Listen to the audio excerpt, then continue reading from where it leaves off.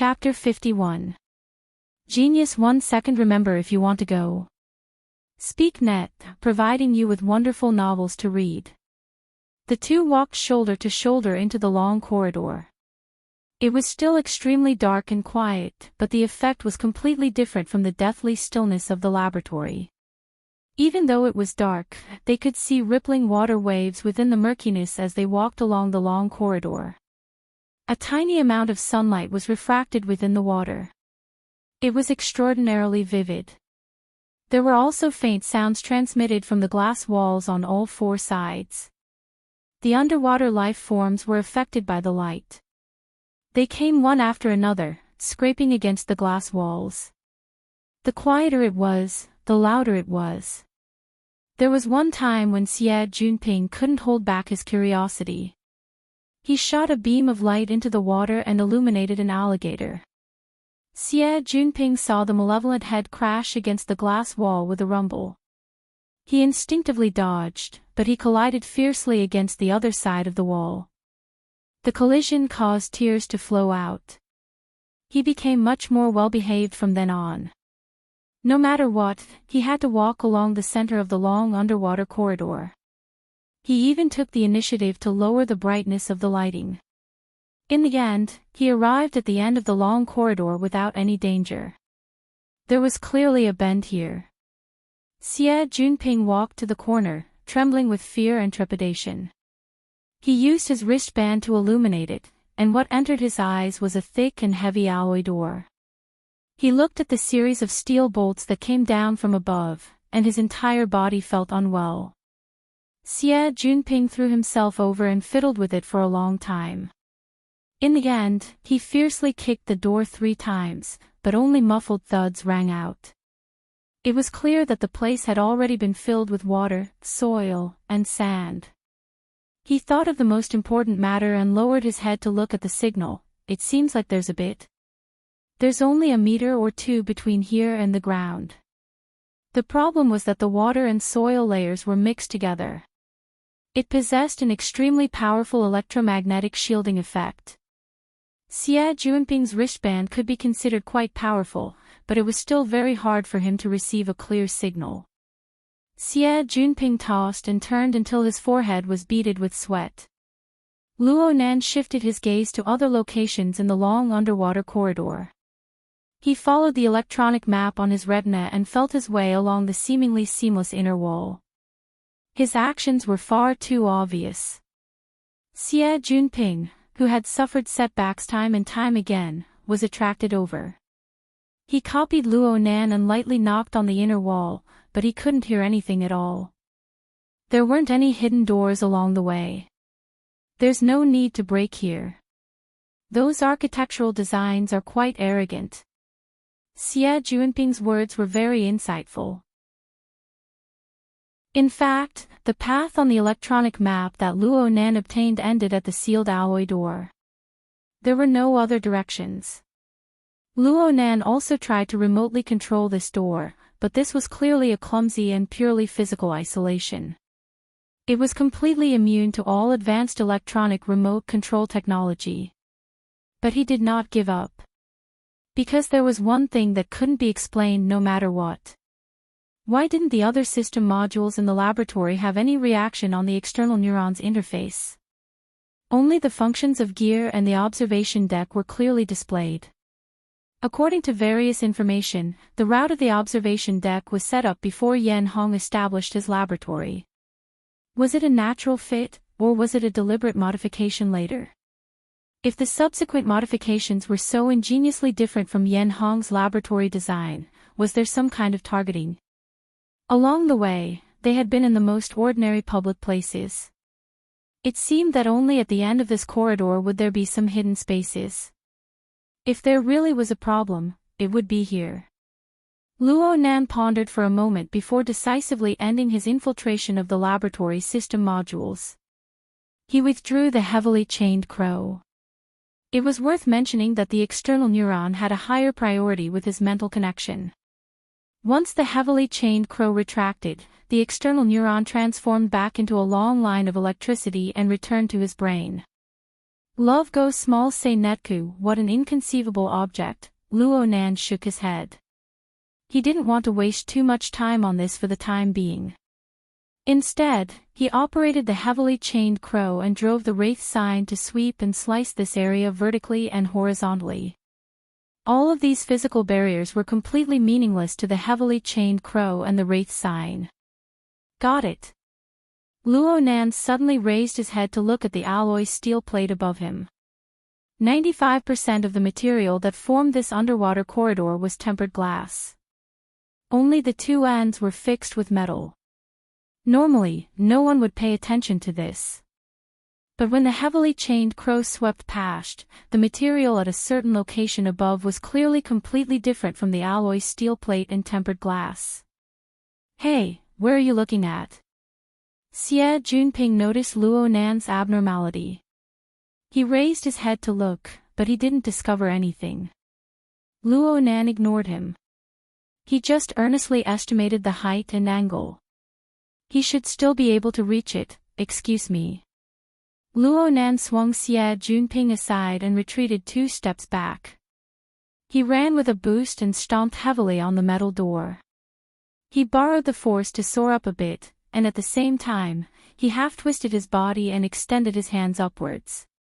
The place where the alloy steel plate should have been had inexplicably transformed into something like mucus. It was just a bit of obstruction before it was broken through. And then Luo Nan's hands made contact with the edge of the actual steel plate. The collision was a bit painful, but his reaction was quite fast. He grabbed it and twisted his body a bit. He exerted strength from his waist and did a pull-up, and his body shot upwards. From Xie Junping's perspective, half of Luo Nan's body was submerged within the steel plate. Then Luo Nan's 2 legs swayed, and he disappeared without a trace. F***ck me. Mimicry film. Xie Junping's family had some business with the military. He was able to call out the name of this cutting-edge product in a single breath. This was truly a glimmer of hope at the darkest hour. It was worth celebrating. But here came the problem. It seems that I can't do this sort of high-difficulty leap and climb. Even with Luo Nan's help, Xie Junping still wasted at least 10 minutes in order to barely pass this checkpoint that tested his control. And when he truly made contact with the space above, he couldn't help but curse, "Oh my God." So the secret passage was waiting here. Indeed, this was a narrow passageway that didn't even reach a meter in height and width. One needed to bend their knees and crawl in order to pass through. It was completely different from the entire route they had taken before. What happened to the designer's pride? This place should have been opened later. It's different in front. Luo Nan had already done some scouting while Xie Junping was wasting time. He led people to crawl over right now, and soon they displayed a completely different style. When the horizontal narrow passageway ended, the structure suddenly flipped upside down. It became a vertical space. Though it wasn't very spacious, it was more than enough to accommodate 2 people at the same time. Most importantly, it was much more comfortable. Under the illumination of the light, a wooden stone staircase spiraled upwards. Though there was light shining down, they still couldn't see the end. They touched it. It was very moist, but it was very clean. The 2 climbed up the staircase. Xie Junping touched the inner wall with curiosity. It looks like tree bark. Hey, look at this position. Don't tell me we're inside a withered tree in the sandbar. Maybe. Luo Nan responded, the tree body should be filled with some sort of bionic material. It looks like it's close to decay, but it's actually extremely tough. Wow! This is a treehouse. The symbolic plant of the withered tree sandbar is a treehouse. Just what year and what month is this extravagant work? Holy crap! What the hell is this? Suddenly a black shadow rushed past Xie Junping's eyes, leaping straight into the base of the tree. The shadow itself wasn't that big, but its speed was quite fast. It was unknown which path it took, but there was a faint sound of water. Then there was no more sound. Chapter 52. Genius in 1 second. Remember Love Go. Speak Net, providing you with wonderful novels to read.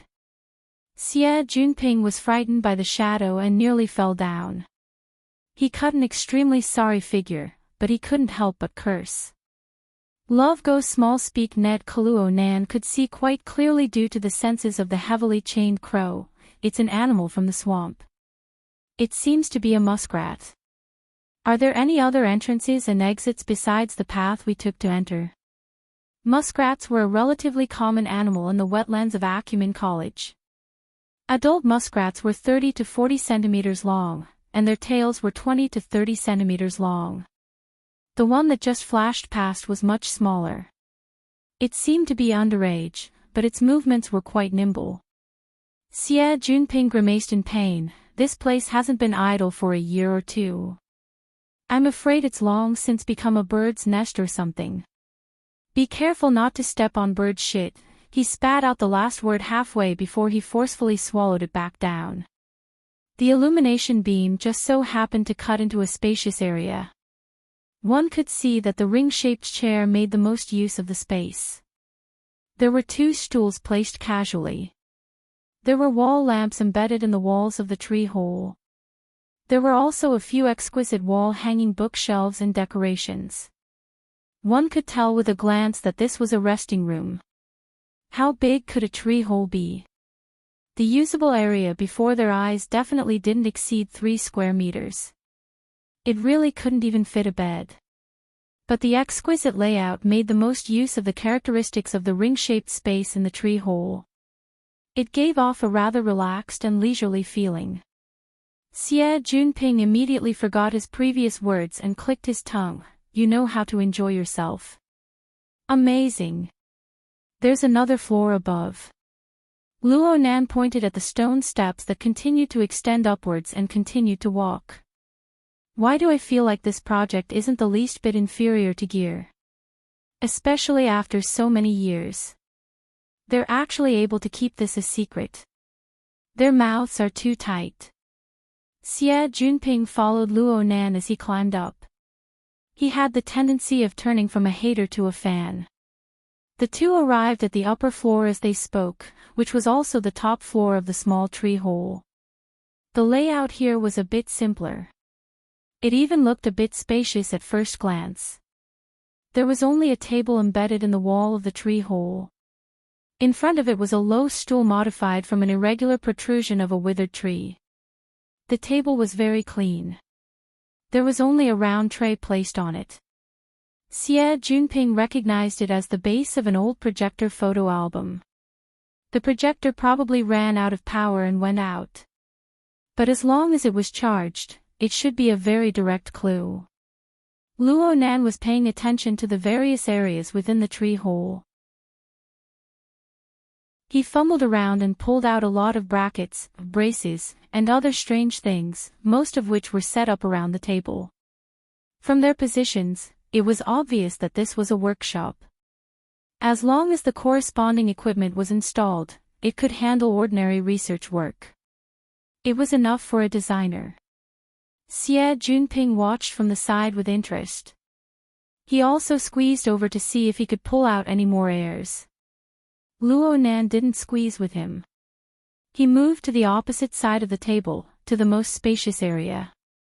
There weren't any wall installations here, but if one looked carefully, there was a circle of irregular and narrow vein patterns. It roughly circled an area of about a square meter. He reached out and touched it, exerting a bit of force from the left and right. The inner wall of the bark in this area was like an unfolded scroll, flipping open to both sides. The next moment, sunlight shone in. The change in the light made Xie Junping, who was on the other side, suddenly turn his head. In reality, he had been tossing and turning in the laboratory and the tree hollow cabin for more than half an hour. It was already around 6:30. Night had already descended in Xia City, and the sky outside was rather dusky. Within the gloomy wetland jungle, several hundred meters away, only a vague silhouette could be seen. It was impossible to see clearly with the naked eye. But Luo Nan didn't know why, but he had a very good feeling at this moment. Perhaps it was because he was on the observation platform. The information given by the designer of gear was already thoroughly clear. Xie Junping suddenly laughed out loud to the side. Signal. There's a signal. Luo Nan didn't pay attention to him.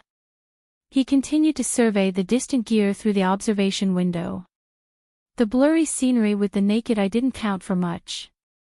His mind still contained the elevation and floor plan of the building, as well as the intuitive impression he had of a corner of the building. When all the elements converged together, Luo Nan suddenly felt that the distant building was like a civilization of the previous generation that had been washed away by time. Only a rusted outer shell was left behind in its confrontation with the mighty forces of nature, heavy and ancient. Traces of an unruly industrial order could be seen on every corner of the building. It was incompatible with the hazy natural environment, but a compromise was finally achieved within this boundless darkness. This sudden feeling made Luo Nan open his notebook in an instant. He used a fluorescent pen to draw lines, capturing the intuitive impression that assaulted his face. After Xie Junping cheered, he turned his head to see Luo Nan's actions. So this person really did have a drawing fetish. But he felt a bit relieved in the blink of an eye. A person who was obsessed with a certain hobby like this shouldn't be a cold-hearted fellow. Xie Junping walked back with light hands and feet. He stuck his head out to take a look and saw that the surface of the paper was filled with simple and crude lines. If he didn't know the subject of the depiction beforehand, he absolutely wouldn't have connected Luo Nan's sketch with the jungle and the building before his eyes. But when the direction of the sketch became clear, he unexpectedly felt that it was quite interesting. Especially the structure that seemed to distort within the waves of water. It seemed to manifest some sort of incorporeal power. All right, let's not call it Picasso. How about Van Gogh? Luo Nan's sketch was drawn with a quick hand. He quickly closed his notebook and sighed in satisfaction.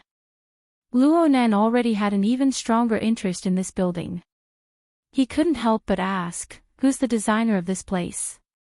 Xie Junping shrugged, then you've stumped me. This building has at least 20 years of history. I was still a little baby when it was built. You weren't even born yet. However, everything is fine as long as there's a signal.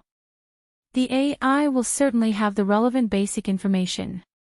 Xie Junping's previous experience of crying out for help had clearly suffocated him badly.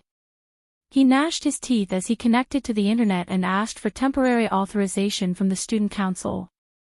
From this moment on, he held absolute power over this damned laboratory. Sooner or later, I'll stuff that old bastard Yan Hong in there. I'll let him have a good taste. It doesn't matter which gutter he hides in. Xie Junping finally restarted the various system modules he had experimented with during this time. He searched for relevant information and found the original design that had been stored in an electronic file, including the designer's signature. He used the powerful function of his wristband to create an AR effect, causing an image to appear out of thin air. Independent designer, Bo Qingwen. Wow, look at this signature. It seems to be a woman. The handwriting is very beautiful. Xie Junping turned his head to size up the furnishings in the treehouse. He didn't see any particularly obvious female style. But the exquisite and comfortable design of the resting room on the next floor seemed to be able to verify this. Xie Junping became a bit excited, but he didn't receive a response from Luo Nan. He turned his head to look, but he saw Luo Nan staring at the designer's name displayed on the holographic screen, as well as the handwritten signature. Luo Nan didn't move an inch. Luo Nan's breathing seemed to be completely frozen along with the surrounding air.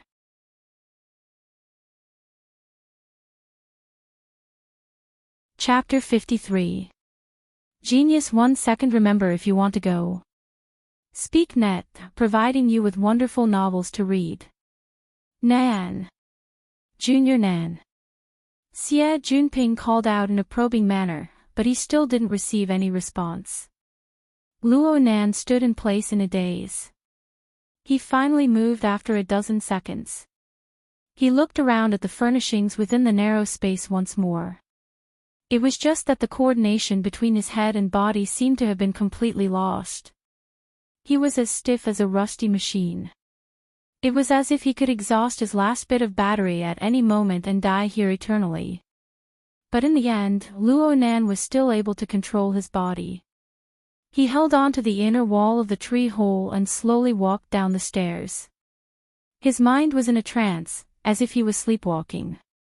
Xie Junping wanted to follow, but he stopped after some thought. He continued to operate his wristband and rummaged through the Order Club's database. Sure enough, there was something new. Bo Qingwen, a doctoral student of the 72nd Institute of Architecture and Design, a senior member of the Order Club. The electronic photo from the early days was of a delicate and pretty woman. It was very fitting with the layout of the tree house. Perhaps it was because of the first impression, but Xie Junping felt that this woman's facial features were quite similar to Luo Nan's. He already had a 70 to 80% certainty in his heart. Right when he was pondering whether or not he should confirm it a step further, his wristband displayed a call. Xie Junping grinded his teeth when he saw the number. He opened his mouth and was about to start cursing when he thought of Luo Nan downstairs. He forcefully swallowed the curses back into his stomach. He carefully walked to the window and growled, "Hu-san, you motherfucker want to kill me. You're still talking. What kind of bullshit is that protective system? A new investor. Are you sure? Here to take a look." At this time, Xie Junping was a bit surprised, but he was able to control his emotions. He pondered for a moment and gave some instructions to the other side. In the end, he gave a solemn warning, "Remember, if something happens again, I'll smash your door." Xie Junping walked down softly and quietly after concluding this matter. He stuck his head out from the stairwell to look down. He didn't dare to turn on the lights. The tree hole was dusky. He only borrowed a bit of daylight to barely see Luo Nan standing in the center of the resting room. He could touch the four walls with a slight stretch of his hand. But for some reason, he maintained a rigid posture of touching but not touching. It was as if he wanted to embrace an incorporeal shadow in the darkness. In the end, Luo Nan's figure slowly fell down, gradually submerging into the darkness. Only his faintly trembling back could be seen, like the bottom of a flipped boat that could sink at any moment. Xie Junping didn't want to continue watching, so he quietly walked back and waited in front of the window. As time passed, the sky grew darker and darker. He couldn't help but scratch his head as he considered the information provided by Hu-san. The sound of footsteps rang out while she was in a dilemma. Luo Nan appeared at the top of the stairs. His face couldn't be seen clearly due to the dim lighting. Xie Junping was delighted. He was just about to open his mouth when he discovered that Luo Nan wasn't paying any attention to him at all. Luo Nan was still like a wandering spirit. He walked all the way to the open table and hesitated for a moment. In the end, he extended his arm over and picked up the base of the round plate on the table. He entered into a daze again. Fine. Let's wait a little longer. Even Xie Junping's breathing slowed down. He just hoped that Luo Nan would return to normal soon. "Senior, I'll have to trouble you with something." The sudden voice startled Xie Junping. Truthfully speaking, he really wasn't used to Luo Nan's gentle tone. Moreover, Luo Nan's voice was a bit hoarse and nasal. Could it be that he was crying? There was a subtle mismatch between the Luo Nan before his eyes and the Luo Nan in his memories. Xie Junping was a bit stupefied, but Luo Nan taking the initiative to communicate with him was a good thing. He went, twice and hurriedly responded, "Go ahead. Go ahead." Love go little say netku, I've already submitted an application to the order club. I'll have to trouble senior to approve it. Ah, okay. No problem. This was the reason why Xie Junping dragged Luo Nan over. Naturally, he had prepared this long ago. Right now, Junior, you're a new member of the order club. Including you, the club currently has a total of 13 members. Of course, you don't need to worry about the others. They'll be expelled from school at the very least. It's just a few procedural requirements for the club's operations. You'll need to put in a bit of effort for the next 2 days. I'll accompany you for a lap. Xie Junping's head was lowered as he spoke, but he suddenly felt that something was wrong. He raised his head and saw Luo Nan turn to face him, bowing over 90 degrees. Xie Junping was so shocked that he nearly fell out of the viewing window. He hurriedly helped Luo Nan up. Oh my. Junior Nan, what are you doing? Luo Nan looked straight at Xie Junping's face and spoke softly. Today, Senior took the initiative to introduce me to the club. Only then did I have the chance to know that my mother still had this work gear when she was alive. I was even able to see her former residence. Xie Junping was a bit embarrassed. This is a coincidence. It's not like this. My mother had already passed away when I was born. Before I could remember anything, my grandfather had gone mad and my father had left. My other family members didn't know much about my mother. Therefore, 16 years of time couldn't compare to today's understanding of my birth mother. No matter what Senior did in the past, Luo Nan, will never forget this favor. Luo Nan spoke in a genteel manner, but each word was solemn. Each word was true.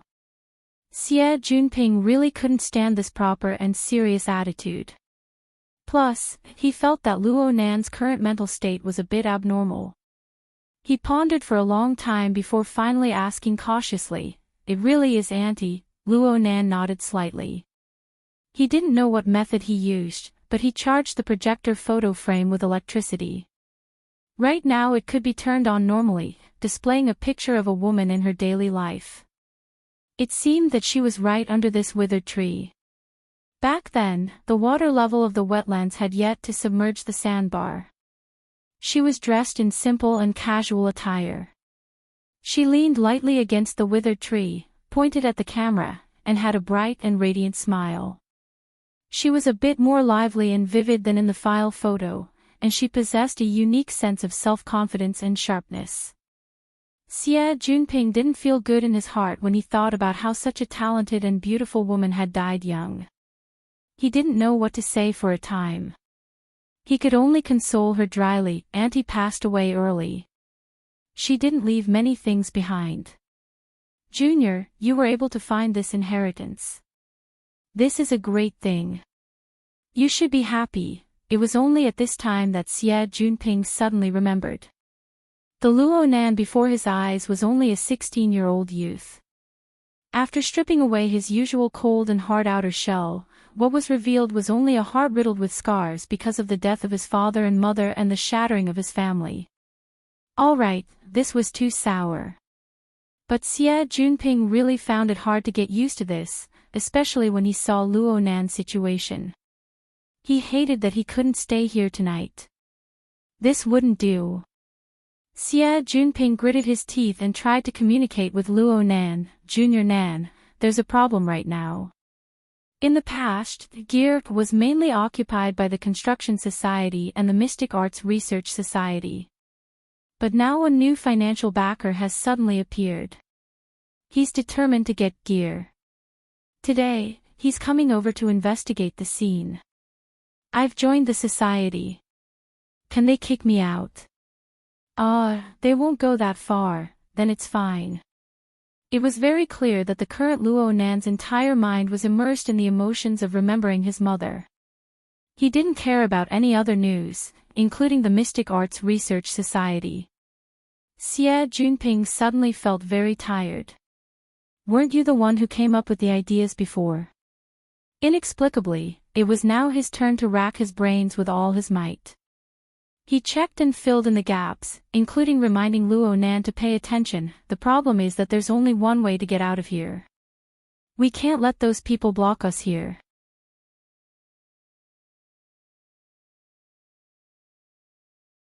Chapter 54. Genius 1 second. Remember if you want to go. Shuo-on-net provides you with wonderful novels to read. Luo Nan was stupefied when he heard this. He finally understood the most crucial problem. He looked around the treehouse and was silent for a few seconds before he finally made a decision. Let's go back first. Looking at the projection album in his hand, he hesitated for a long time before putting it back in place to avoid destroying the original layout of the treehouse. He then closed the bionic bark on the viewing window to make sure that no one would discover it. Luo Nan's gaze turned to Xie Junping after he finished doing all this. Xie Junping immediately raised his hand and swore, "I will absolutely not mention the treehouse to outsiders. This matter will rot in my stomach." Luo Nan didn't say a word. He just bowed once more. Ever since Luo Nan had solemnly expressed his thanks last time, Luo Nan had displayed an even more respectful attitude towards Xie Junping. Frankly speaking, this made Xie Junping quite happy in his heart. Luo Nan was the first to walk down with Xie Junping following behind. Perhaps it was because he was in a refreshed mood, but an inexplicable idea popped up in Xie Junping's mind. He borrowed his courage to poke Luo Nan's shoulder. "Brother Nan, if you don't mind, can I leave a camera?" "Ha!" Luo Nan suddenly turned around and stared at his face. A person's mentality was strange. In the past, Xie Junping would definitely be nervous at times like this, and he might not even be able to speak a complete sentence. But after feeling Luo Nan's respect, his courage rose correspondingly. His train of thought became clearer under Luo Nan's gaze. "I mean, Brother Nan, don't you think this house is a bit too clean?" There were many mosquitoes in the wetland, and it was very humid. If it was not cleaned up for a few days, it would be impossible to see. But look at this place. It's clean and refreshing. Of course, it's beautiful, but I'm afraid. Luo Nan's eyes didn't blink at all. He spoke with a hoarse voice, expressing Xie Junping's unspoken meaning. Someone has already discovered this place, and they've been living here for a long time. Ahem, I'm just saying. Love goes small say Netku after all, there's an 80% chance that Gear's AI cleaning system won't be able to reach here. Luo Nan didn't speak again, but his gaze drifted a bit. It was unknown what he was thinking. After a few seconds, he turned around and slowly walked down. His fingers were stuck to the inner wall of the tree hole until he reached the beginning of the stone steps. It's here. There used to be a door here, but now it's been filled with bionic materials and sealed. Xie Junping shone the light on the surface and observed it for a while before agreeing, maybe this is a normal door left behind when the sand continent was still around. Then the water level rose and it was destroyed. The water level is rising, Luo Nan's voice grew hoarser and hoarser. It was as if a blade was stuck in his throat. It became more and more difficult for him to speak. When did the water level rise? Xie Junping went online to search for information. Around 1987. At that time, the underground rock strata had ruptured, and an underground river had changed its course, causing the average water level of the wetland to rise by nearly half a meter. The lake area where the withered tree's sandbar was located had risen by a full 7 meters. 87 years. It seemed that senior sister Bo Qingwen had died due to a difficult childbirth, which happened 80 years ago. In any case, it was impossible for her to remodel the tree hole 7 years later. Once his thoughts were sorted out, Xie Junping hissed. There really is someone. Yes, there really is someone. Who is it? Luo Nan responded with a hoarse voice. He slowly bent down and touched the narrow secret passage that was clearly excavated later. Xie Junping came to a realization. There was also this passageway. There was a 99% chance that it was excavated at the same time as the ceiling of the door.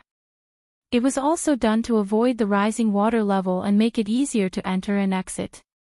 This explained the difference from Bo Qingwen's original design. Xie Junping saw Luo Nan bend over, seeming to be pondering over the structure of the secret passage. He shone a light beam to make it easier for Luo Nan to investigate. But when the light beam shone over, Luo Nan realized something was wrong. Right now, Luo Nan was indeed pondering, but his fingers were unconsciously digging at the junction between the tree hole and the secret passage. This monotonous movement was not so much a result of inertia, but rather a representation of extreme emotions. Before, Luo Nan was heavy and sad, but he was relatively calm. His occasional ups and downs were like the night tide of the seaside. It was the rhythm of normal emotions. But right now, he was suppressed and irritable. He was like a wounded beast that saw the enemy that injured him intrude into his territory. He was filled with irritation and even savage emotions. Xie Junping was really worried that Luo Nan would dig out his fingernails. He gingerly shook the light beam. The change in light startled Luo Nan and he suddenly turned his head. Xie Junping shockingly saw that Luo Nan's eyes were blood red right now. The blood red wasn't from soaking in tears, but from the accumulation of berserk emotions. It was as if he wanted to devour someone. Xie Junping felt his calf cramp when he saw this. He unconsciously took a step back. However, Luo Nan's emotion seemed to have calmed down a bit under the illumination of the light. He stopped his monotonous, hair-raising movements and spoke in a low voice, "Senior, where were we just now?" There's someone living in the tree hole." They sealed the front door and even dug out a secret passage that leads to the laboratory. Luo Nan shook his head. The underwater corridor is a dead end. It's normally completely unobstructed. It's too conspicuous for outsiders to come in. Therefore, it can't be anyone else. It can only be an internal member of the society or the laboratory. Xie Junping thought about it and agreed. This made more sense. But when he thought deeper, there was such a person in the Order Club. He normally lived and socialized within the club. But when no one was paying attention, he would quietly pass through the underwater corridor and enter the tree hole. He would engage in some shady business. The most important thing was that this span of time could have lasted for 7 to 8 years. 10 years. All the way until now. Just thinking about it made Luo Nan's heart go cold. Xie Junping suddenly had a thought, motherfucker. It can't be that someone suddenly came in from the other side while they were drilling the secret passage. Or maybe they could swim and come in from the viewing hole, the thought was born. He looked at the pitch-black entrance of the secret passage and the spiraling staircase behind him. His entire body felt unwell. Luo Nan didn't seem to think too much. He slowly stood up and bowed towards Xie Junping. "I'll have to trouble Senior with the matter of the camera installation. If there's still someone, I want to see just who in the world it is." Xie Junping was actually a bit flustered in his heart. But having Luo Nan by his side was more or less comforting. He took a deep breath. "Okay. I'll install it right now. You have ready-made tools?" I brought a bit." Xie Junping was a bit embarrassed, but he still took out 2 miniature cameras the size of rice grains from his wristband. This group of second-generation rich kids would sometimes play with absurd tricks. They relied on these. This sort of portable miniature machine couldn't be any simpler to install. They just needed to find a position with a relatively wide field of view, press it, and it would stick. It wouldn't fall off easily. Xie Junping used both cameras. This little toy can achieve real-time video transmission. A single camera can work for over 3 months. Actually, looking at the degree of cleanliness, if we're lucky, we should be able to get results in a day or 2. While Xie Junping was working, Luo Nan walked up and down the entire tree hole space. But he didn't discover any more clues.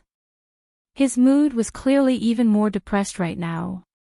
He didn't say a word as he made his way through the secret passage and entered the underwater corridor. Xie Junping followed cautiously. He kept the surveillance screen open at all times for fear that a murderer who had been hiding for many years would suddenly jump out from behind him.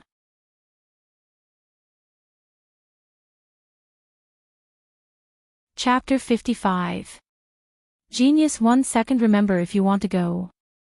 Shuon.net provides you with wonderful novels to read. Jumping down from the secret passage, Xie Junping looked up.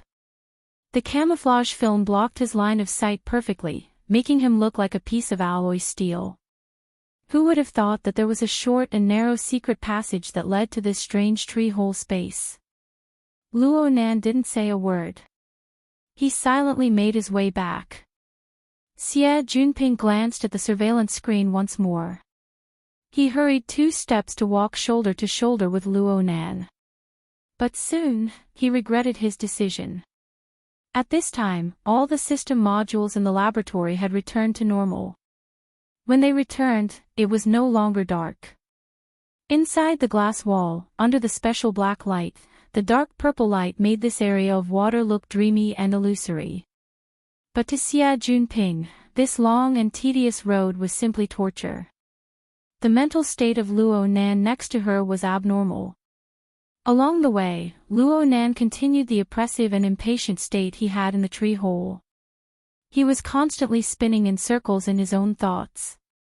Sometimes, he would stop abruptly and turn his head to look at the long corridor behind him, as well as the increasingly gloomy waters beside him. He would be in a daze for a long time. Every time this happened, the blood-red color in his eyes would be bright and glistening, making it hard for others to look at him directly. There were even several times when Xie Junping could hear the sound of his teeth clenching. After walking and stopping for a few minutes, Xie Junping became even more certain. Luo Nan was about to go crazy. He didn't doubt in the slightest that if someone dared to say, "I'm the person who lives in the tree hole," right now, Luo Nan would immediately pounce over and tear that person's throat to shreds. Then he would roar and interrogate, "What the hell are you doing over there?" What was he thinking? If this continued, Xie Junping felt that he would go crazy. Something had to be done. Xie Junping racked his brains to recall some of the communication classes he had attended. He tried to think of a way to express himself. After hesitating for a while, he finally said, "Junior brother, do you know very little about Auntie?" Luo Nan was clearly stupefied. His circle of self had been broken, and this power came from the nostalgia he had for his mother. This wondrous emotion was like a surging river that washed over his heart. It was slightly painful, but it wasn't bad. A long time passed before Luo Nan nodded, "Yes, very few. There's a way." Xie Junping was overjoyed and continued, "Auntie doesn't have any relatives." Luo Nan continued to respond, "My mother was a war orphan. She grew up in an orphanage." Xie Junping almost choked, but after calculating the time, Bo Qingwen was indeed born before the Third World War. There were many such situations in that generation. No matter what, the conversation had finally begun. "Is it in the local area? If you want to gather more information, Junior, I have some power in Xia City." Xie Junping took charge again, and the results were actually pretty good. Luo Nan bowed towards him, "Thank you, Senior." Here it comes again. She felt that Luo Nan was like a person from the previous century. Or perhaps he acted completely according to the patterns of the books. Yep. Perhaps this was the case. It was just that his cold face matched well with his actions, giving people the illusion that he was relatively mature. Thinking of this, Xie Junping was even more confident about this exchange. He waved his hand and said, "Actually, I really admire Auntie. To be able to single-handedly design gear, and even after more than 20 years, people are still fighting over it. I even thought it was the masterpiece of some great master. This is also the first time I've heard of it. Then, Brother Nan, what did you know before? Didn't your family mention anything about Auntie? The sudden silence nearly made Xie Junping think that he had outsmarted himself. But in the end, Luo Nan still opened his mouth. Mom passed away before I was born, you said it before. Hold on. Why did these words sound a bit strange? Before Xie Junping could think it through, he heard Luo Nan speak. Mom and him met at Acumen College. They went together to the wilderness and met up with my grandfather. At the time, my aunt had a terrible relationship with them. She knew very little. Luo Nan's words were a bit incoherent, and there were some subtle references. Xie Junping was able to understand after combining the information he had gathered before. Luo Nan's parents probably met and fell in love while studying at Acumen College. They went together to the wilderness to assist Luo Nan's grandfather in his research. And at the time, Luo Nan's current guardian, his aunt, didn't have a good relationship with his family. She didn't know much about the relevant circumstances. It was naturally hard for Luo Nan to obtain relevant information about his mother when his grandfather was insane and his father was missing. Luo Nan subconsciously reached out his hand as he spoke. His fingertips made contact with the glass wall, emitting a muffled sound of friction. I only knew one thing about my mother since I was young. She passed away before I was born. It was these words again, and a strange feeling emerged once more. Xie Junping pondered back and forth twice before he finally realized what the problem was. How could she have given birth to a child when she was already dead? He had heard that in the past, when medical conditions were relatively backward, there were cases of misfortune and dystocia. The mother had already passed away, but the child was still preserved. Luo Nan was probably like this. Xie Junping believed that he had understood the crux of the matter. He was just about to continue the topic when he saw Luo Nan pull out a highlighter pen from his black notebook. He drew an oval-shaped cabinet on the glass wall. A slender silhouette of a person sat next to it.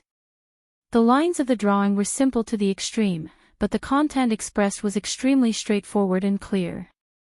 This is my mother. Luo Nan's voice was strangely gentle. I've never seen her with my own eyes, but I've heard people say that this is how she gave birth to me. Ha! Xie Junping was a bit confused. It said that it was June 80. I was 7 months old. I was in my mother's stomach. The base was in chaos, and my mother was heavily injured. She sealed off the laboratory and used the only health pod inside to save me. Look, I'm here. Luo Nan drew a small circle on the oval, which was the center of the health pod. Xie Junping opened his mouth, but no sound came out. Actually, he originally wanted to ask how a fetus was placed in the health pod inside the stomach. But when the words reached the tip of his tongue, he suddenly understood the tragic process. He was stupefied in place all of a sudden. Luo Nan lightly pressed the edge of the silhouette. His tone was still so gentle that it was frightening. I can't see her, but she's always been here. This is my mother. Xie Junping looked stupidly at the fluorescent lines. He didn't know how to respond for a time. Luo Nan walked forward and changed to a different area. He drew a few more lines, borrowing the illumination of the black light to form an oppressive shadow. At the front of the shadow was a prison-like structure. A person sat upright inside, and next to him was a small figure. 3 years later, my grandfather was sued, imprisoned, and went crazy. The laboratory was gone, the experimental materials were gone, and the research results were gone. At this time, a certain someone was gone as well. Luo Nan gave Xie Junping a strange smile. He should be here, but he's not. This is my father. They just happened to walk to the starting point of the underwater corridor at this time. Luo Nan put away the fluorescent pen and bowed towards Xie Junping once more. I just said some senseless words. I've troubled you, senior. Clearly, Luo Nan understood Xie Junping's thoughts. Conversely, Xie Junping was finally able to peek into a corner of Luo Nan's tortuous and gloomy inner world. Moreover, Luo Nan's emotions were clearly much calmer. This could be considered a contribution. Xie Junping let out a secret breath. Right when he was about to respond, the voices of people came from not too far away. 7 or 8 people crowded into the surrounding resting area of the underwater corridor. Some people even greeted Xie Junping, Brother Ping, we're here.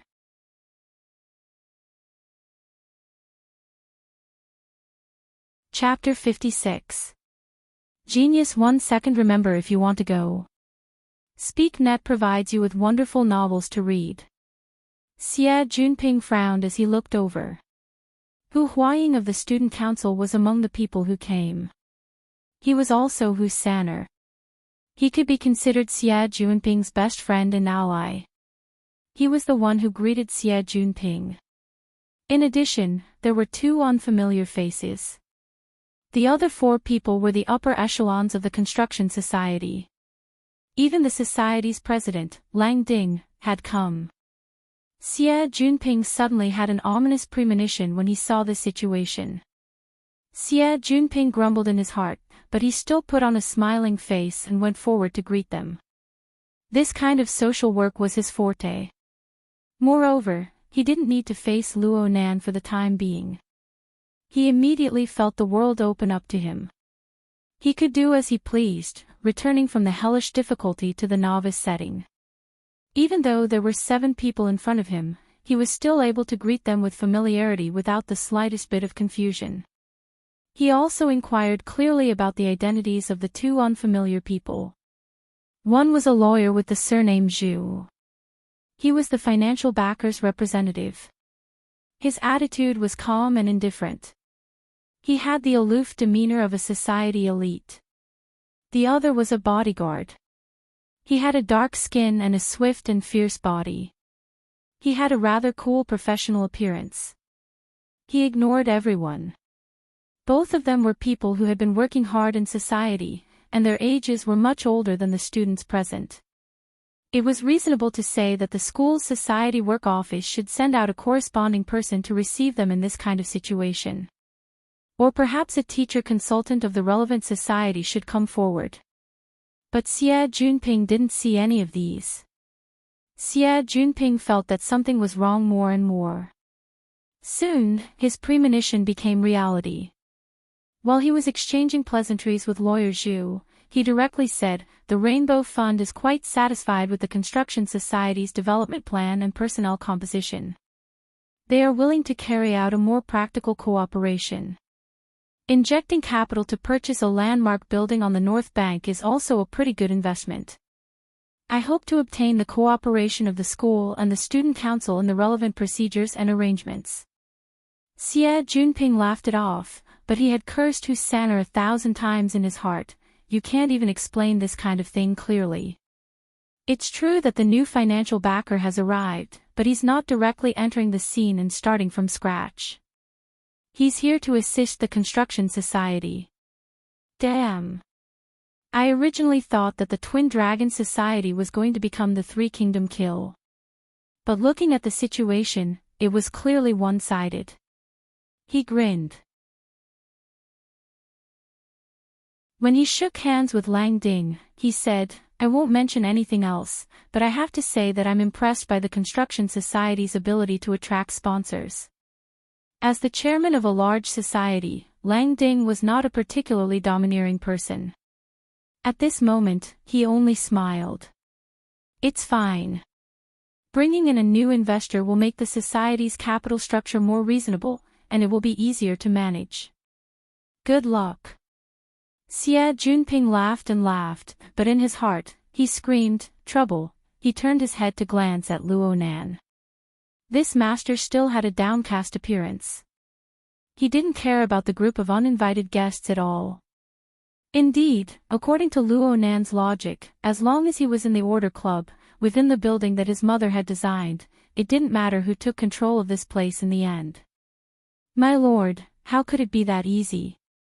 Xie Junping cursed inwardly, feeling a headache coming on. Whether it was the Construction Society or the Mystic Arts Research Society, none of these large-scale societies were easy to deal with. If you didn't do your job well beforehand, a small club member would have plenty of ways to make you lose your job. The reason why Xie Junping dared to guarantee Luo Nan before was because he had already given the Mystic Arts Research Society a heads up. The road ahead and the road behind were completely paved. As for the Construction Society, it really wasn't easy to handle. Lang Ding was easy to talk to, but the structure of this society was quite complicated. There were many thorns in the executive committee. Let's not talk about other things. That damn dog Li Shuoqing was the vice president of the Construction Society. He possessed a lot of influence within the society. If Luo Nan really entered the Construction Society and bumped into Li Shuoqing, wouldn't a mysterious campus death case occur? He had to think of a plan when he got back. Xie Junping didn't have the mood to stay any longer when his thoughts reached this point. He spoke a few more words of nonsense and pulled Luo Nan to leave. But who knew that Lawyer Zhu of the Rainbow Fund would call him to a stop after just a few steps? Head Xie, there's something I need to consult you about. Xie Junping was the head of the Society Activities Department of the Student Council, but there were very few people who directly addressed him by his title on campus. He was stunned for a moment before turning his head and putting on a smiling face. Lawyer Zhu, please don't hesitate to ask. Lawyer Zhu nodded slightly. It's related to the assets of the society. From the looks of things, the Order Club has already entered a state of idleness.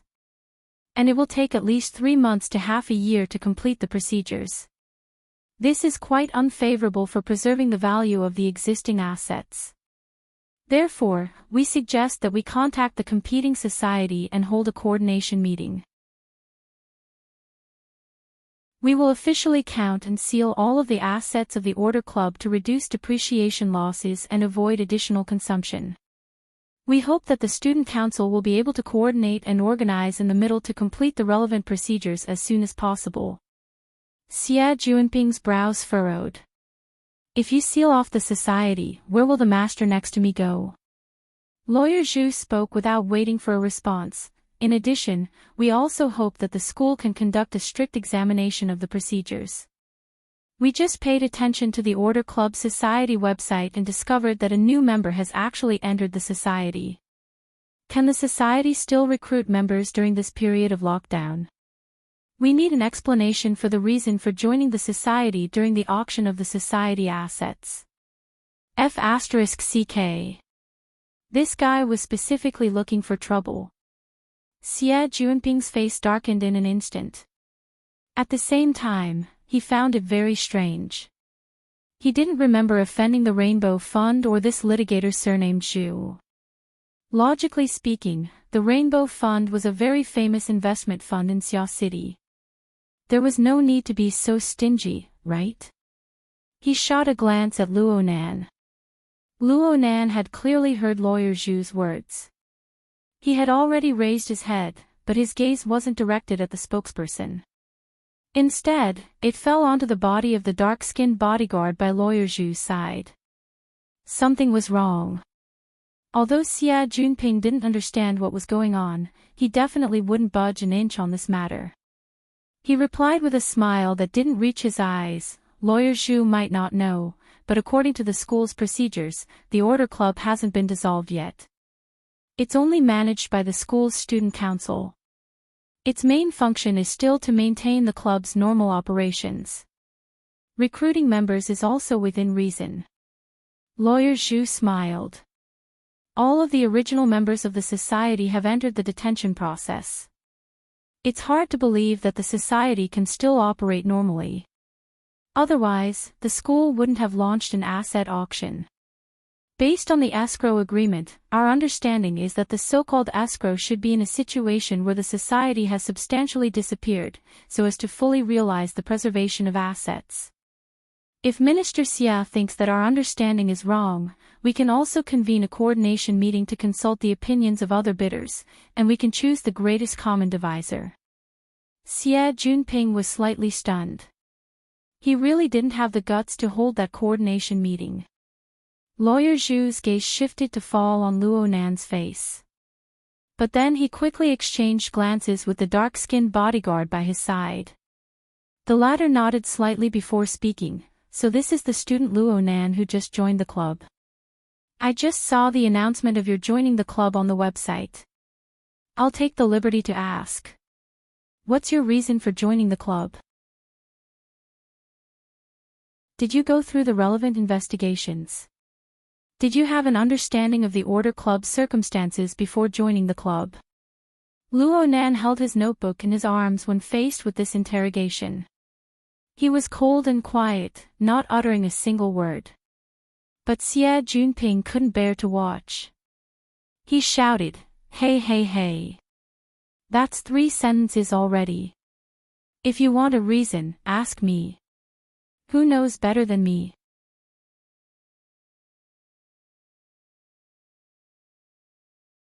Chapter 57. Genius 1 second. Remember if you want to go. SpeakNet, providing you with wonderful novels to read. Xie Junping shifted the focus of the conflict back to himself, but in his opinion, perhaps he had saved Lawyer Zhu's life. When he thought of this, he felt a sense of superiority from a higher position. Lawyer Zhu, if you say that the Order Club continues to operate and recruit new members is a loss of resources, then I won't admit it. Do we students eat pig's feed? Hu San, the Order Club's qualifications to recruit new members have just been restored in the new semester, right? Hu Huaying was a bit dizzy from the sudden intensification of the conflict. Xie Junping had already dragged him into the water, and their many years of alliance hadn't been in vain. He immediately nodded. It was restored on September 1st. Xie Junping was fully aware that this was a sign of a lag in the execution process, but he treated it as evidence and threw it at Lawyer Zhu's face. Perhaps Lawyer Zhu doesn't understand the internal situation of the school, so I might as well inform you. In the past few years, the Order Club has been courting disaster. Aside from last year's financial problems, there was also an experimental accident in 1993, and their membership qualifications were revoked. But this qualification was officially restored on September 1st this year. What does this mean? It means that the school still hopes to give the Order Club a chance, to let this old club that has existed since the school's founding preserve a bit of its mark. Even if it can't escape the fate of merging in the end, it won't completely disappear. At least there's still a legacy. Xie Junping originally didn't believe these absurd words, but the more he spoke, the more excited he became. He was even a bit moved. Because at this moment, he suddenly thought of Bo Qingwen. He thought of this talented female senior who single-handedly designed gear. After leaving behind her iconic work, she left for the distant wilderness, and then perished in such a tragic and stirring manner. A club that once possessed such an outstanding person had to leave something behind, to let people remember something. He was doing exactly this. And so, Xie Junping's voice grew louder and louder. A newcomer makes an application, and the club approves it. Isn't that normal? I see that this student's application is sincere, and his reason is sufficient. He himself is also very outstanding. What's wrong with allowing him to join the club during the escrow period? Lawyer Zhu had seen this type of expression where emotions were greater than reason many times. Young people always like to be like this. He smiled and shook his head. Reason sufficient. Can you tell me the specifics? If it was before, Xie Junping might have encountered awkwardness, but today was different. He laughed heartily. Of course it's sufficient, it's sufficient. He directly pulled out the blueprint from the society's database and showed it to everyone through the projection equipment nearby. Gear, which is also the building we are in, was designed by our school's Architectural Design Institute's 72 PhD student, Ms. Bo Qingwen. The final construction was completed. This is the relevant electronic file, including Ms. Bo's personal signature. There shouldn't be any problems, right? Lawyer Zhu. Lawyer Zhu felt that something was amiss. He withdrew his smile and frowned. Xie Junping's heart skipped a beat when the black-faced bodyguard beside him glared at him coldly. This guy didn't look like a bodyguard, but more like an armed gangster. However, under the push of unprecedented emotions, Xie Junping quickly roused his spirit and boldly said, "Just by relying on this one work, gear, Ms. Bo Qingwen is the pride of our school." Unfortunately, Lady Bu passed away 6 years after completing this work. Unfortunately, the heavens were jealous of her talent. After that, Gear's personnel changed, and no one remembered that stunning senior sister from back then. Until today. Xie Junping walked with large strides to Luo Nan's side. He draped his arm over Luo Nan's shoulder. Until today. Lady Bu's only son, student Luo Nan, has followed in his mother's footsteps and entered Acumen College to study. After a month of searching, he found his mother's work from back then. But he witnessed the decline of the Order Club and the lack of maintenance on gear. He was heartbroken and took the initiative to join the society, to contribute all of his strength, to let this legendary building radiate its splendor once more. Is this reason enough? Luo Nan shot a glance at the palm on his shoulder, but he didn't say anything in the end. The most difficult person to please didn't have any objections. Xie Junping's imposing manner rose with the tide. Junior Lang, Lawyer Zhu. Even though we know that the Order Club is likely to become history, Lady Bu's contributions to the school and student Luo Nan's contributions to his mother's honor should receive the school's support and encouragement. Even though this is my personal opinion, I'll say it here. If you have any objections, you can doubt it. Suing is no problem. Suing the student council, the alumni association, the parent conference, the president's office, and the board of directors is no exception. What's fake can't be real. What's real can't be fake. I really want to see who was able to sever the flesh and blood of Lady Bu and Junior Luo Nan. Who was able to destroy the mother-son affection between them? Who was able to trample the cultural inheritance of our school into the ground and ruin it? Xie Junping's imposing manner right now was truly earth-shattering. He glared and pointed at the irrelevant people. Junior Lang. Lang Ding smiled bitterly and waved his hand. He didn't want to clash with Xie Junping. Xie Junping looked at the most talkative person, Lawyer Zhu. Lawyer Zhu's face turned a bit green. He didn't respond immediately. It seemed that he was preparing his words. How could Xie Junping give him the chance? Right now his heart was carefree, indescribable with words. In the end, he just laughed out loud, put his arm around Luo Nan's shoulder, and swaggered off. This was an unprecedented victory. Xie Junping's eyes were practically brimming with hot tears before he had even walked a few steps. This was the first time he didn't look at the teleprompter. He didn't use his built-in earphones to give a passionate speech, okay? The effects were simply explosive. It was a pity. It was a pity that he wasn't able to record it. He wouldn't be able to recollect it in the future. Hold on. Perhaps there was a way. Xie Junping turned his head and asked, Junior Nan. My image this time. Give me a drawing. Sorry. Only now did Xie Junping discover that he had forgotten himself in his excitement just now. He was still holding Luo Nan's arm and hadn't let go yet. Xie Junping immediately shrunk his neck and hastily pulled his hand back when this old man's cold gaze swept over him. Who knew that Luo Nan would give him a thumbs up in the next moment? Senior, you're eloquent. Xie Junping coughed. He wanted to be a bit reserved. I've seen this bunch of litigators many times. It's Auntie and Junior Nan who gave me the confidence.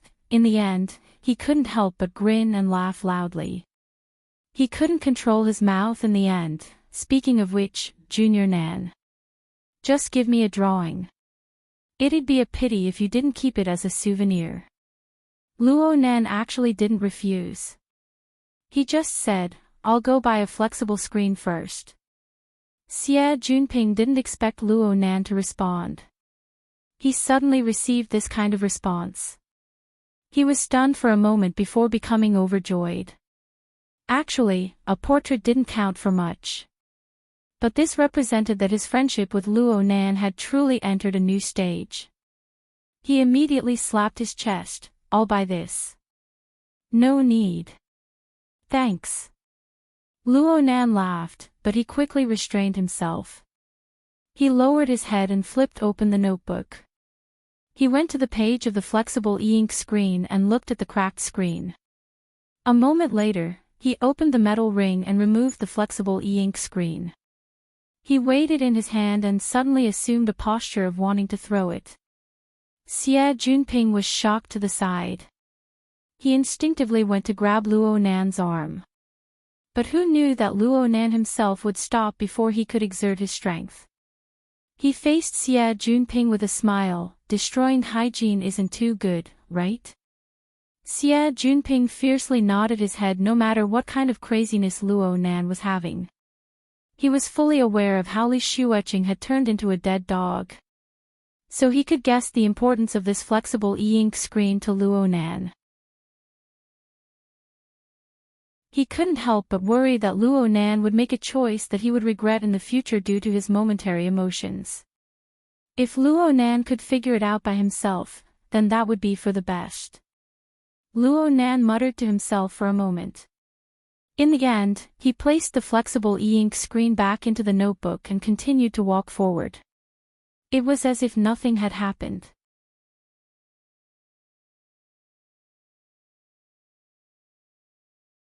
Chapter 58. Genius 1 second. Remember if you want to go. Shuonet provides you with wonderful novels to read. Xie Junping's luxury car sped along the high-speed magnetic track. For a rich kid like him, a phantom being sealed was just an opportunity for the other collections in the garage to show themselves. Xia City had already entered the darkness of night outside the car window. It was rush hour, but the city was rarely congested. Over the past few decades, billions of tons of soil, steel, and other special materials had been used to build the magnificent metropolis according to the will of mankind. More than 200 million people were crammed into the limited land. But it could still operate efficiently. Just like transportation. From the ground to the sky, Xia City was divided into 20 layers of transportation. They were divided into hundreds of millions of different types of transportation. Even when the traffic was the most dense, it only took about 20 minutes to cover the 40 kilometers. Xie Junping volunteered to take Luo Nan home, so Luo Nan was happy and relaxed. He seized this time to familiarize himself with the newly purchased flexible e-ink screen, mainly the feel of the screen and the electronic pen. As for the other configurations, they were meaningless. When the external neuron seeped into it and connected to the battery module, the familiar interface that hadn't changed for 5 years appeared in front of him. However, the gear icon that still existed in the laboratory was nowhere to be seen, indicating that the special hardware and software foundation still had a certain impact on the external neuron. Luo Nan's finger stroked the original gear icon twice, then he opened the drawing software he hadn't used in a long time. At the top of the software interface was still the image of the burning wraith, and it still looked as malevolent and terrifying as before. But after experiencing the concise and abstract lines of the wraith sign, Luo Nan felt that this sketch was truly unbearable to look at. There were many mistakes and awkwardness. Shaking his head, he directly deleted the magical sketch and replaced it with the one that depicted the entrance of the nightclub. Hey, hey, hey. Delete this one as well. Change it to something prettier. Xie Junping just so happened to turn his head at this time. He only saw Luo Nan delete a picture, but he was unable to see the content clearly. Love goes small say Neku. However, he was very clear about what was going to happen next, so he immediately shouted. Luo Nan cast a glance at him and said in a lukewarm tone, "Pay attention to your driving. This is a high-speed magnetic track. How am I supposed to drive it?" Xie Junping put his hand on the steering wheel, but he received a warning from the car's AI. telling him to enter the conversion zone before adjusting the magnetic track to avoid a rear-end collision. Xie Junping had an innocent expression on his face. Luo Nan was disinclined to pay attention to him. He created a blank page on the drawing software and immediately put pen to paper. Xie Junping drew close with a whoosh. He saw Luo Nan use the digital pen to draw out the blurry shadows of the background. It was vaguely the internal layout of gear. Xie Junping was excited when he suddenly became stupefied. Who is he? That dark-skinned bodyguard. Why did you draw him? I've seen it before. Luo Nan sketched out the outline of the dark-faced bodyguard. He wanted to add a few fine strokes, but he was a bit hesitant. For him, this was a rather rare situation. Xie Junping was still a little unconvinced. Who is he? I saw it on the ship Lanshan yesterday. It's probably Quantum Corporation's. Burner. Xie Junping's chin smashed into his own shoulder. It should be. Back on the warship, it was this dark-faced man who dragged Quantum Corporation's deep blue walker armor. He drove past Luo Nan's side. The two of them made eye contact, and the dark-faced man even sealed his outer armor with a membrane, as if he was guarding against a thief. The process could not be considered pleasant. Xie Junping was drenched in cold sweat. It seemed that he had clashed with the dark-faced man's gaze when he was passionately giving his speech. If the dark-faced man were to slap him, his recently upgraded mouth would probably shatter into pieces. In comparison, Quantum Corporation's deterrent power wasn't as direct. Luo Nan just shook his head at Xie Junping's performance. He flipped over the page and put his pen to paper once more. This time it really was Xie Junping's image. Even though it was clearly a gift, Luo Nan didn't deliberately add more ink. It was the same as before, a few strokes, and the image appeared clearly. This person had his arm around Xie Junping's shoulder while waving his arm. He seemed excited, angry, and a bit crazy.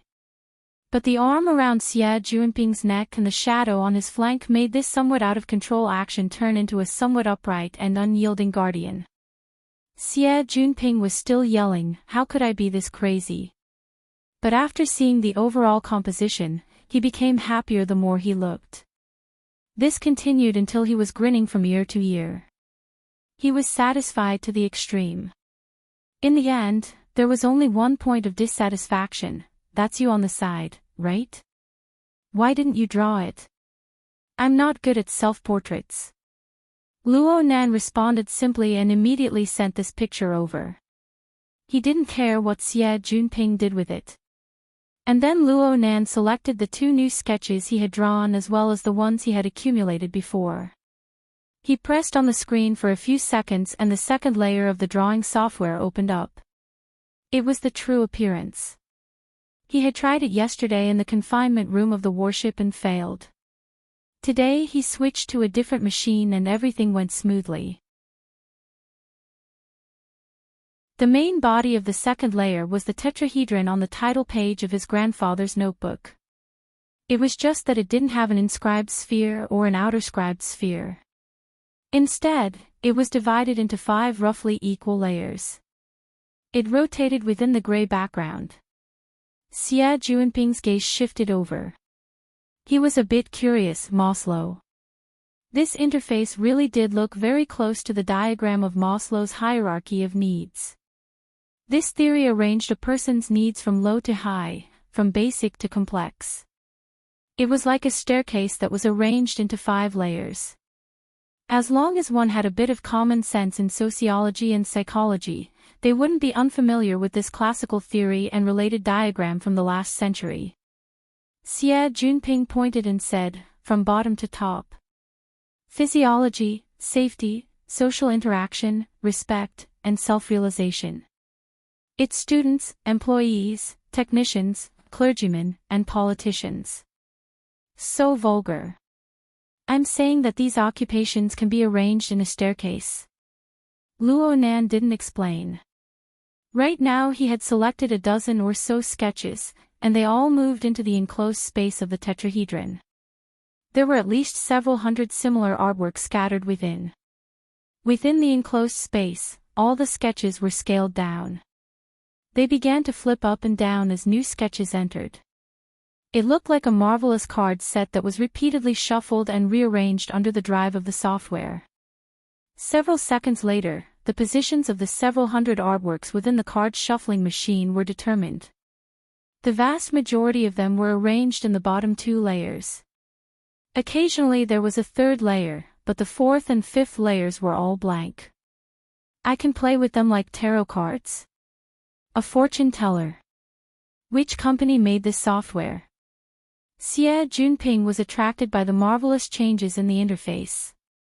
His mind was filled with questions. At the same time, he opened his eyes wide and strove to find his own image. It's my father's work. Xie Junping immediately became honest. He roughly understood Luo Nan's temperament now. He knew that Luo Nan wouldn't be in a good mood as long as it was related to his father. Luo Nan was much quieter for the rest of the journey. The flying car arrived at Blue Bay Community at approximately 7:15.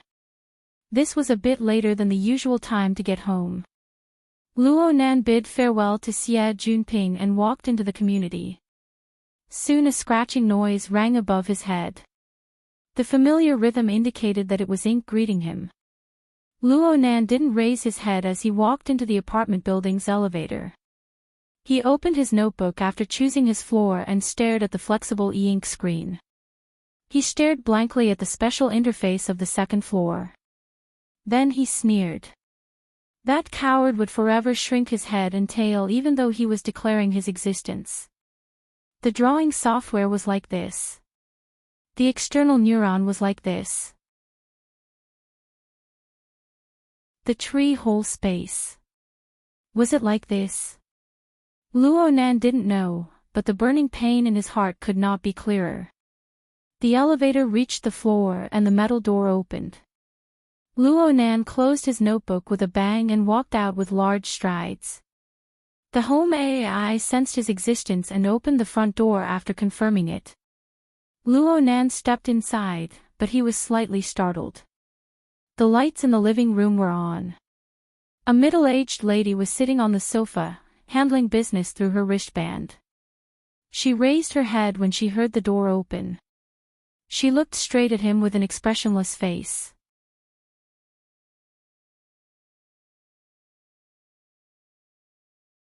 Chapter 59. Genius 1 second. Remember if you want to go. Shuonet provides you with wonderful novels to read. Luo Nan immediately stood at attention. Aunt, the middle-aged lady on the sofa was Luo Nan's aunt, Luo Shuqing. She was small and thin, with a plain face and a quiet and serious temperament. Luo Nan hung his head as usual in front of this elder. Auntie, you came from so far away. There's someone who just won't budge no matter how much I ask. So, I came over to pay my respects. Mrs. Luo Shuqing's poisonous tongue was as sharp as ever. It immediately made Luo Nan speechless. It was only then that he realized why it was so easy to pass the inspection last night. His aunt had probably already made up her mind to come here for a surprise inspection. Well, that was my aunt's style. Luo Shuqing looked at her watch and stood up. Let's go. Your uncle has already prepared dinner and is waiting for us. She didn't give Luo Nan any chance to object. Luo Nan still wanted to struggle a bit. There's no need to go through so much trouble. Since you know it's troublesome, don't go looking for trouble. Luo Shuqing walked to Luo Nan's side. She was a head shorter than her skinny nephew, but her imposing manner was a head higher. These are extraordinary times. You're extremely daring.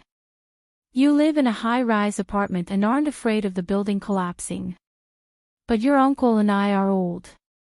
We're scared witless. We're counting on you to go back and look after us. Luo Nan gaped, but he discovered that he didn't have the strength to argue. He really didn't have the strength. He had been working non-stop for 40 hours, and he hadn't closed his eyes once during this time. He faced the burning wraith, the burner, the ability users, and the secrets of the external neuron and gear. Countless information poured in and burst forth, and there was also the intense washing of emotions due to his mother and coward. He had practically overdrafted all of his energy. At this moment, he felt as if he had just returned home after a long and arduous march. Then, in the face of his aunt, who had always treated him as her own daughter, in the face of a rare family member who could completely relax, why should he argue and torment himself? In a moment of stupefaction, Luo Shuqing had already forcefully pulled Luo Nan's shoulder to face the door. Everyone, time is precious. Let's go. The familiar, unyielding, and affectionate action made the corner of Luo Nan's mouth twitch. He wanted to reveal a smile and announce his failure in front of his aunt. This was his usual routine, and it was what made his aunt most proud of him. Love goes small say net chu, but halfway through, he couldn't go any further. Because at this moment, the fatigue, hardship, pressure, and most importantly, the uncontrollable complex emotions that had accumulated over the past 2 days all rushed to his head, roaring as he searched for an opportunity to vent them. It seemed that any slight tug on the facial nerves would cause the fragile dam to collapse, and everything would flow out. There was an instant when Luo Nan even wanted to drag his aunt back to school. He wanted to point out gear and the tree hole for her to see. He wanted to ask her if she felt the same way he did. However, when he thought about how his aunt knew almost nothing about his mother, this impulse disappeared. Some things were destined to be shouldered by oneself. No one would be able to fully accept and understand your feelings. The fact that he was able to tell Xie Junping so much today was already a sign of him losing control of his emotions. It would be difficult for him to do so again. 100 thoughts crossed Luo Nan's mind. In the end, Luo Nan just slightly raised his head to avoid letting his aunt see the sorry appearance of him losing control of his facial expression. But how to resolve this extremely unnatural movement was beyond his ability. Just as he was feeling awkward, his wristband vibrated. Luo Nan turned around in practically an instant, his back facing his aunt. He took a deep breath before connecting to his wristband. A half-familiar yet half-familiar voice immediately transmitted over, "Hey handsome, wanna meet?" "What's up?" Luo Nan already saw that it was Zhang Yingying's number. He didn't have the strength to tangle with this overly lively woman with words, but the hoarseness of his voice shocked him the instant he opened his mouth. Afraid that his aunt would hear something strange, Luo Nan walked a few steps into the house. Zhang Yingying was quite sharp. She could hear that Luo Nan's state was a bit off. She asked curiously, "Are you sleeping? Where are you?" Luo Nan adjusted his voice and did his best to use short and clear words, "At home." "Okay. I think so too. But your heart is quite big. You haven't received a notice of the entrance exam all day. You don't even know to call and ask." How could Luo Nan say that he had completely forgotten about this matter? "I give it to you. Where did the initiative of the job seeker this morning go?" "I still remember even now, teacher, I want to be a staff member." The young girl pinched her throat, fabricating words that Luo Nan had never said before. Luo Nan actually laughed. Far too many things had happened today.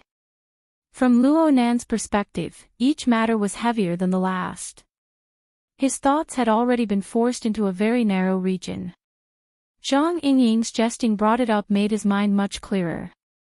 The Professional Ability User Society. Okay, the Explorer Society was a platform that he had to fight for no matter what. Right now he didn't have the extra strength to go and think about things that had already happened. He didn't have any hope of becoming emotional and fretful. He asked, "It's starting." "Aha. Hurry back right now. Your main examiner is about to arrive at the large living area outside of Acumen College, the Limestone Water Village pub. I'll explain the specifics to you when you arrive. I feel that your chance has come. Limestone Water Village Pub. Could this call have come 20 minutes earlier? Luo Nan was speechless for a time, but he didn't say much. After all, this phone call gave him an excellent reason.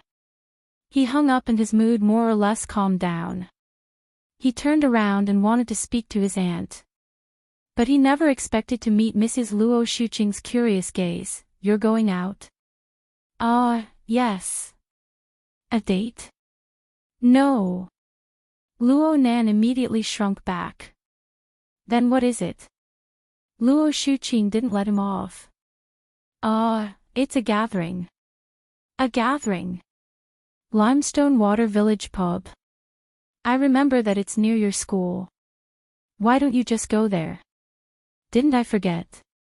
Luo Nan was struggling to deal with this when he suddenly remembered something. It seemed that Shui Lei's girlfriend had mentioned this afternoon. He operated his wristband on the spot and sure enough, he received an invitation from the Acumen Mutual Assistance Association in his mailbox. Coincidentally, the Acumen Mutual Assistance Association's gathering location was also the Limestone Water Village Pub. Of course, the meeting time had already passed, but it didn't affect him taking the blame. Luo Nan showed the email to his aunt. This is the school's Mutual Assistance Association activity. It's a very formal cold dinner party. Mutual Assistance Association. Why are you interested in it? Luo Shuqing understood her child's temperament the best. With his introverted and autistic personality, how could he be interested in this kind of social gathering? Luo Nan took out a ready-made reason. The school's societies are very exclusive. It would be very troublesome without a senior to lead the way. I still haven't joined a society yet. I'm afraid of getting my points deducted, so... You didn't pass the Mystic Arts Research Society test. Yeah. Did you take the initiative to go to the Mutual Assistance Association? No, they came to find me. Luo Shuqing finally believed him when she saw her nephew's introverted and immature expression. She shook her head. Acumen College is getting worse with each batch. If you knew this earlier, why did you set your mind on getting in? Luo Nan was silent. Luo Shuqing still wanted to say more, but she suddenly saw Luo Nan's thin figure standing in the room. Behind him was the familiar apartment furnishings. She was in a trance as if she had gone back in time 20 years ago. He was also a young man, and he was smiling at her. Her heart ached slightly. When she looked again, that high-spirited smile had already been replaced by her nephew's stiff and dull face. Silence and oppression accumulated in the doorway. Luo Nan thought that his reason had failed, but his face went slightly cold. It was his aunt's palm. She lightly patted him, then go tidy up a bit. The handsome boy of the Luo family can't be looked down upon.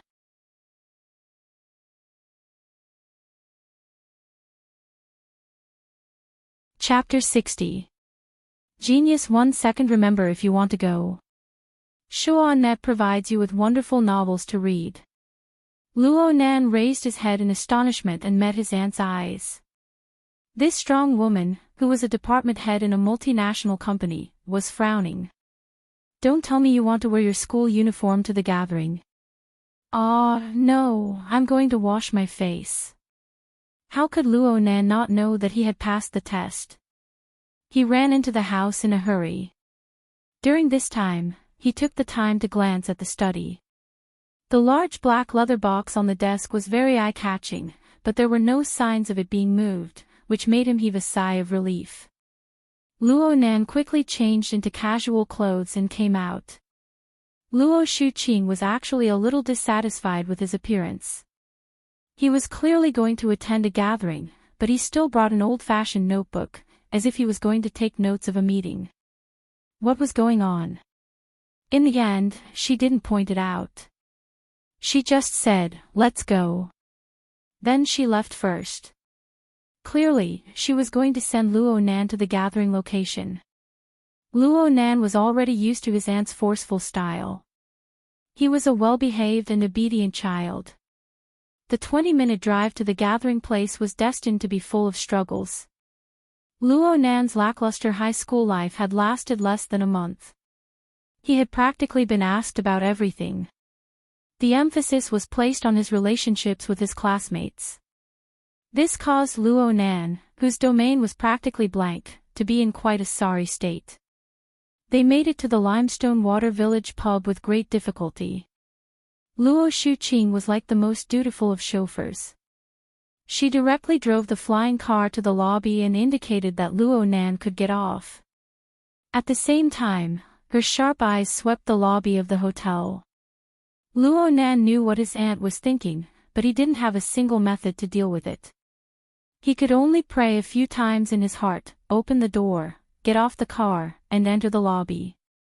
Perhaps his luck had taken a turn for the better, but Luo Nan really did discover the sign-in area of the interactive meeting in a corner of the hall according to the hint of the invitation email.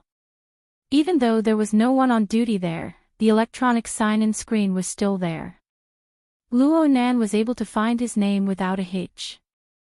When he finished signing, his aunt's call came. "Don't stay out too late. Call me when the party is over." Luo Nan let out a sigh of relief when Luo Shuqing's flying car drove away outside the hotel. He glanced at the number of people who had signed in. There were actually more than 1,000 people. In Acumen College, due to the existence of the upper limit of society members, no society would have this kind of scale. Only an inter-society sorority could pull out such a grand display. Since there were so many people, one more or one less wouldn't make a difference. He didn't have to run over halfway and attract unwanted attention. However, Zhang Yingying was really unreliable. From the tone of the phone, it sounded like she had been waiting in the hotel for a long time. But where was she now? Luo Nan was about to contact her again, but before he could even dial out the number, he heard laughter coming from behind him. "Nanster, I thought you weren't coming." As he spoke, the sturdy Shuelei strode over. Beside him was his girlfriend, Chen Xiaolin. Both of them were tall and had long legs. In just a few steps, they had already reached the front. Luo Nan hastily ended the call. He felt awkward and baffled. Weren't these two people too well informed? He had only signed his name. If it was only Shuelei, it would be easy to handle. But facing Chen Xiaolin, Luo Nan still needed to be courteous. "Apologies, Senior Sister Chen. I was busy so I came late." Chen Xiaolin pursed her lips into a smile. "Leister and I didn't think you would come. I was shocked to see the message on the sign-in screen." This. Luo Nan didn't know how to respond for a time. Chen Xiaolin seemed to have drunk a bit of alcohol. Her cheeks were slightly red and she spoke quite straightforwardly, "But it's good that Junior could come. You're giving me face. After all, your sign-in counts as my performance." Having spoken to this point, Luo Nan naturally couldn't say that he didn't want to come. He actually wanted to leave. He could only follow the two of them to the banquet hall. It was just as Chen Xiaolin said. The cold dinner this time was very formal. There was a big shot from the student council who pulled in sponsors. They reserved the number 1 banquet hall of the hotel. The scene was extremely grand. Number 1 banquet hall was on the 27th floor. There were no unused elevators in the hall, so the three of them chatted as they waited. Chen Xiaolin talked about the matter of the society in a few words. This was also the reason why she invited Luo Nan to participate in the banquet. "I've already found people related to the matter of the society. I'll bring you and Leister to meet them later. Do your best to pick one that is more to your liking. Leister, don't say that the society is boring. There are no credits." Luo Nan had no choice but to open his mouth. "Senior sister, the matter regarding the society, actually," Chen Xiaolin frowned. "You did it ahead of time." Luo Nan nodded in agreement. "Li Mingde did it. Chen Xiaolin's face flushed red again. This time it wasn't just because she was drunk, but because she was angry. Junior, I've already mentioned it to you. The matter of the society is too complicated. It's not what you think it is. Do you know where Li Mingde is right now? He's in this hotel. He's being entertained in a private room. Even if you have to go through him, do you think it's more effective in his office or here? She's drunk. Shuai Lei first reminded Luo Nan in a low voice. Then he turned to face Chen Xiaolin and guaranteed, Nanster definitely didn't go through the procedures with Elder Illustrious Virtue. I can testify to this. Elder Illustrious Virtue was quite angry at the time. Luo Nan could see Chen Xiaolin's state. He wasn't angry, but he found it strange that Shuai Lei didn't explain the matter clearly to Chen Xiaolin. I asked Shuai Lei in a whisper, and he shrugged. Isn't there that senior Xie? He has a lot of connections there, and I'm not good with words. Luo Nan immediately understood that this sturdy young man of the same age with rough lines actually had quite a plan in mind. He was absolutely not a boorish fellow who couldn't even keep his mouth shut. What are you guys talking about? Chen Xiaolin frowned and stared at them. At this time, she was tipsy and looked charmingly naive. Luo Nan and Shuai Lei raised their heads together. They were just about to explain when the elevator door opened and a dozen or so people walked out. It looked like the atmosphere was pretty good. Their laughter was loud and clear. Shuai Lei wasn't interested in these things. He blocked the elevator door and let Chen Xiaolin and Luo Nan get in. Unexpectedly, Chen Xiaolin pulled him back. Wait. Ha! You see that person? He just came out of the elevator. The youngest one. I just told you about him. He's the vice president of the student council, Chen Weikan. He's the president of the Mutual Assistance Society. He's my immediate superior. Luo Nan and Shuai Lei both looked over. The group of people had already walked out of the hall and were chatting outside. They couldn't see too clearly due to the contrast in the lighting. But from what they remembered, there weren't many young people inside. Chen Xiaolin took a few deep breaths in an attempt to lower her tipsy state a bit. Then she reminded them, Senior Chen is an authoritative figure in the student council. His family seems to have military connections. He's quite a nice person normally because we're from the same family. Our relationship is quite good. I didn't ask him for help with this matter, but he mentioned it. It will certainly be a lot easier to handle. She was going to strike up a conversation.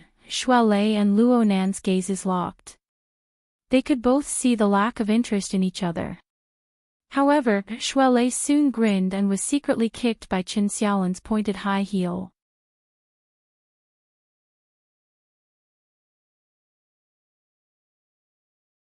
Chapter 61. Genius 1 second. Remember if you want to go. Shuai provides you with wonderful novels to read. Look at the people that he went out with. Just the ones that I know include the heads of the parent-teacher conference, the board of directors, and the society office. These are all people that he invited to raise the standards of the cold dinner party. Even Mingdelao Xian is not qualified to be among them. Love go small say netku if you talk to him, just a few words will save you a lot of trouble. Chen Xiaolin was exasperated that Shuai Lei didn't live up to her expectations. Shuai Lei also frowned. He really couldn't do such a thing. Without waiting for a winner to be decided between the two, Chen Weikan and the others returned to the hall after sending off the guests who raised the standards.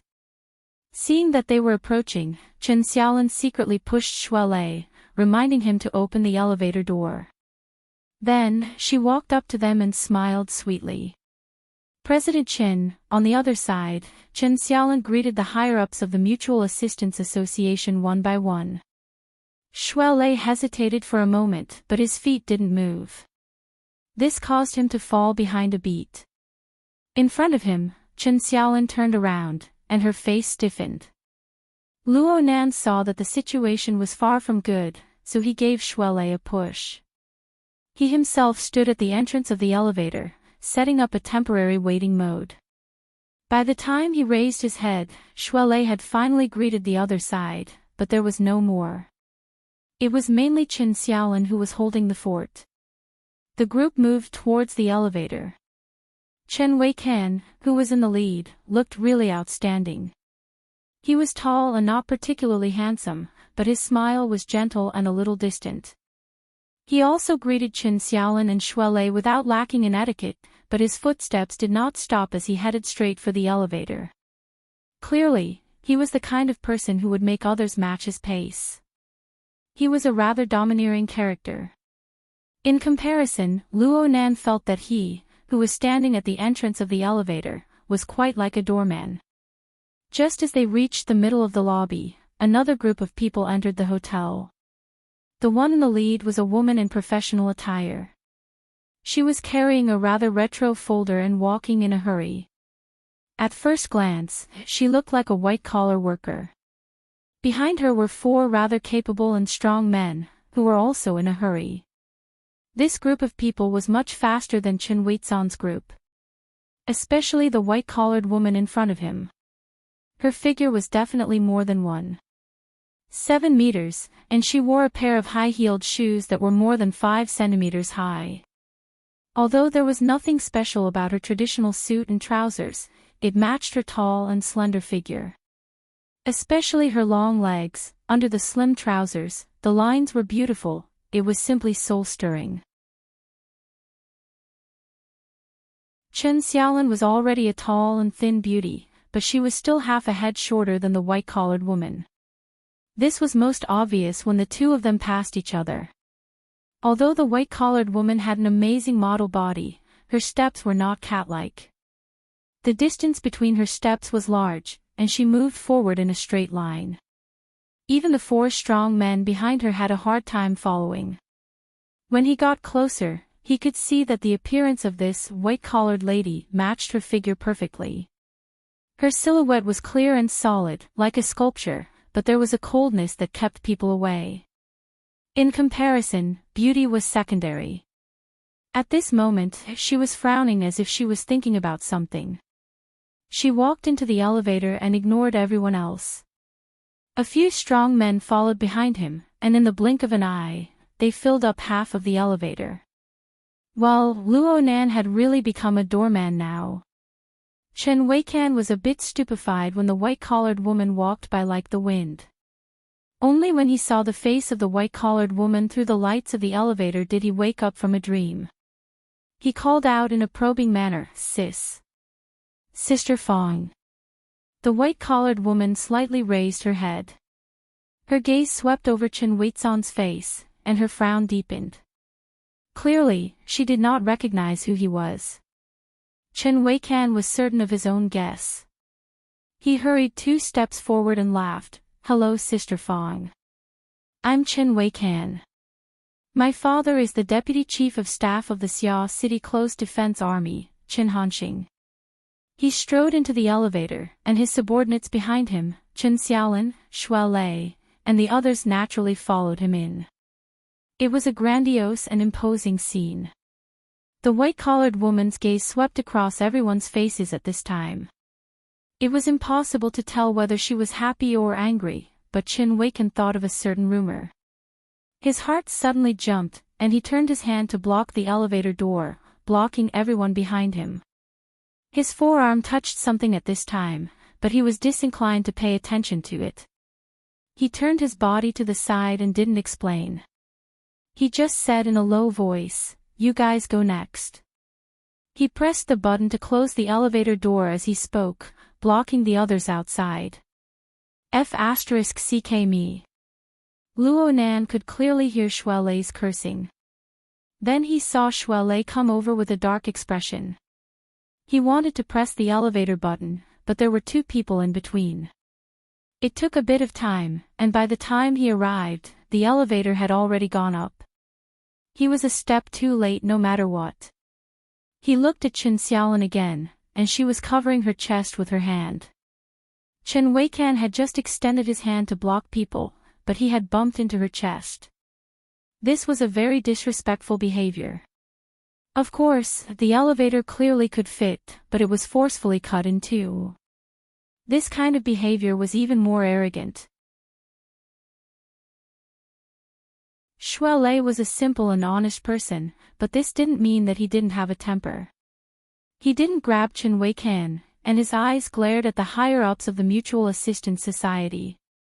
His expression was quite unfriendly. If his tongue was handy, he would have started cursing right now. Those who were able to mix their way to the higher-ups of the Mutual Assistance Society, this sort of cross-society friendship society, were all shrewd people. They had a deeper understanding of Chen Weikan. Even though they felt uncomfortable in their hearts, they still had to protect the president's face, and at the same time, their own face. Someone immediately laughed, maybe it's some big sponsor. Speaking of which, President Chen is really working hard. Is he going to use a pretty boy trick? Chen Xiaolin came back to her senses from the side. She pulled Shuelei and whispered, he didn't do it on purpose. Just look at that woman. You can tell that she's not easy to mess with. Perhaps these words were all reasons, but from Shuelei's perspective, they were too fucking roundabout. There wasn't a bit of sincerity in the roundabout. They were all bullshit. He looked around at the group of people at the elevator entrance, including Chen Xiaolin. His breathing grew heavier, and it was clear that the rage in his heart was rising. Luo Nan was just about to step forward when he saw the situation, but then he felt his arms sink. Then a laughing voice entered his ear, "What a rude fellow. You actually didn't wait at the door. Luckily my eyes are sharp. I nearly missed you." Zhang Yingying had arrived. Luo Nan turned his head and saw that this young female lawyer had already changed into a completely different attire than when she was on the warship. A denim jacket paired with a short skirt revealed her snow-white long legs. She wore leggings and open-toed Roman shoes. It was almost summer attire, and she radiated with vitality. Zhang Yingying's sudden insertion actually eased the tense atmosphere a bit. Chen Xiaolin could feel her boyfriend's rage as well as his clearly damaged self-esteem. But she didn't know how to console him for a time. She could dispel Shuelei's rage without provoking the group of people in the Mutual Assistance Society. She could only try to divert his attention. She first pulled on Shuelei's stiff arm. Her posture was exactly the same as Luo Nan and Zhang Yingying's. She forced a smile and greeted him, "Nanster, is this your girlfriend?" Luo Nan was just about to shake his head when Zhang Yingying giggled to the side as she responded, "Hello everyone. I'm one of Luo Nan's pursuers. Just call me Yingying."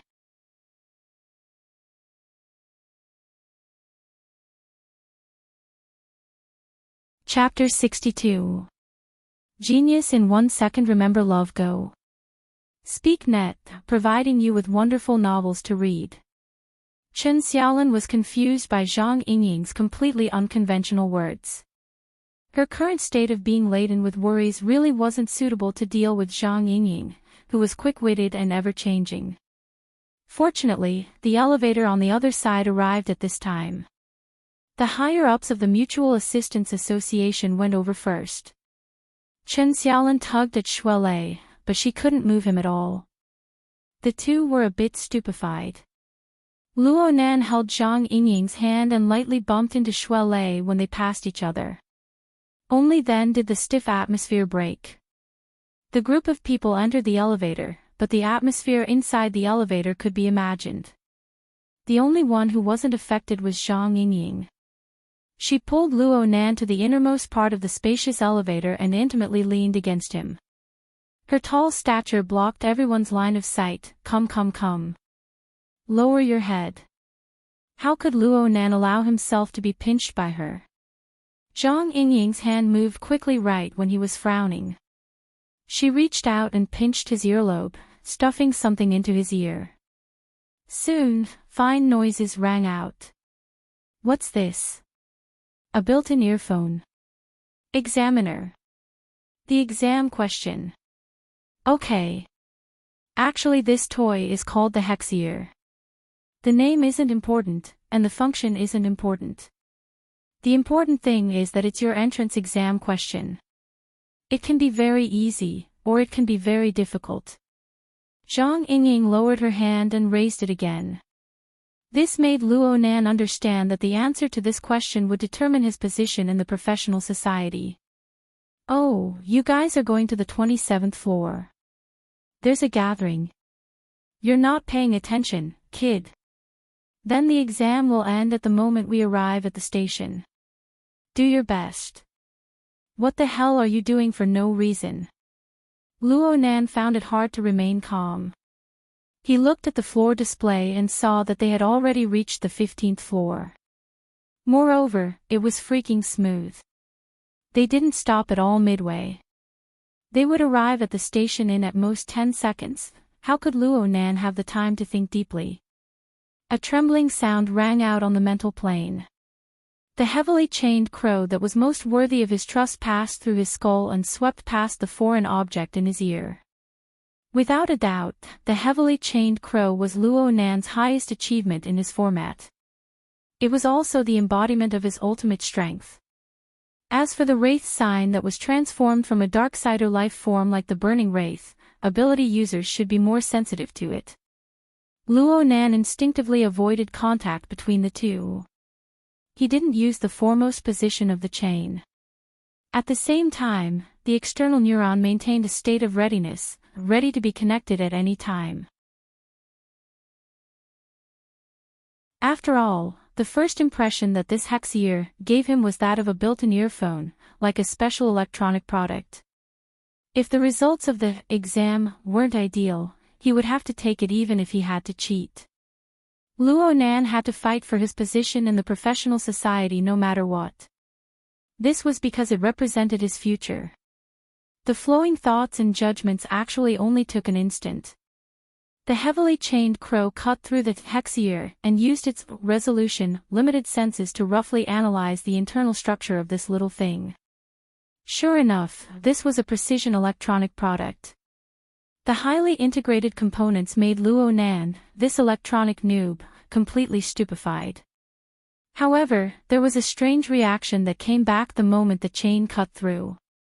Luo Nan's mind naturally concentrated over. The fine noises by his ears were all blocked out. Only the reaction formed a series of electrical signals that stimulated the relevant regions of the nervous system. It transmitted a set of effective information in a form that could be understood by people. Oh, this form is quite familiar. Before Luo Nan could react, a gentle artificial voice rang by his ear, number 5357. Welcome to the Xia City Wilderness Explorers Branch. At the same time, a translucent area opened up on Luo Nan's retina. A concise visual interface appeared. It was a traditional forum interface. It displayed that the registration had already been approved. He needed to fill in the relevant information. Luo Nan was no stranger to this sort of virtual interface. Many companies, light film products all had this sort of function. 2 hours ago, he had used the external neuron to have a similar experience. This was also done through telepathy. There was an instant when Luo Nan nearly believed that the external neuron was disobedient again. But soon he confirmed that the external neuron still maintained its original state. The Hexier was just using an extremely similar method to convert the electrical signals into the brain. Yes, it was extremely similar. Luo Nan reached out his hand to press against the icy cold metal wall. The rate of his heartbeat rapidly increased. This was, without a doubt, a brand new clue. A clue related to the external neuron. A clue related to that coward. He should have thought of this earlier. With his grandfather's research on the coward, he should have intersected with ability users to a certain extent. Oh my God! His decision to join the professional society was correct. Ding! An electronic notification sound rang out. The elevator had reached the 27th floor. Everyone else walked out, but Zhang Yingying stared at him with a face full of suspicion. Don't tell me you don't feel anything at all. If you're this disappointing, I'll just kick you down the stairs. Luo Nan was unwilling to let Zhang Yingying see his chaotic mood. He concealed it by lowering his head and walked straight out. Zhang Yingying followed him out of the elevator and said in shock, "It can't be. This doesn't make sense. My judgment shouldn't be wrong." This woman's buzzing was annoying. Luo Nan's already fuzzy train of thought was completely messed up. There were already "welcome to the society" and so on. Of course he wouldn't believe that he had failed the evaluation. He gave a cursory glance at the information-filling interface. The vast majority of the fields had drop-down options, probably to take into consideration the fuzzy nature of telepathy input. All he had to do was choose from among them. But aside from the basic age and gender, he had never seen most of the other fields. For example, the ability source flow column. There were two drop-down options. One was the talent flow, and the other was the system flow. What the hell? Luo Nan spoke in a bad mood. Am I the talent flow or the system flow? Of course it's the talent flow. Ha! Luo Nan's mind stirred and he confirmed the options. But he still felt that he didn't understand. What's the difference between the talent flow and the system flow? The talent flow is when one is born with a certain special ability. The system flow is when one relies on an existing cultivation system to undergo arduous tempering. Zhang Yingying's voice was a bit floaty, but Luo Nan had already decisively overturned her judgment before she could finish speaking. I'm the system flow. What a joke. If he chose the talent flow, then wouldn't his grandfather's decades of research and his 5 years of hard work be completely negated? His mind stirred again and he had already changed the options on the data. But before he could ask his next question, his neck suddenly tightened. Zhang Yingying had actually tightly strangled him from behind. At the same time, the young woman's energetic body pressed tightly against him, causing him to sway violently. You saw the interface, right? You're filling out the form right. You still haven't awakened right. A precision-oriented mental strengthening. This is going to defy the natural order. Luo Nan nearly fainted from Zhang Yingying's stranglehold. His brain was already a mush.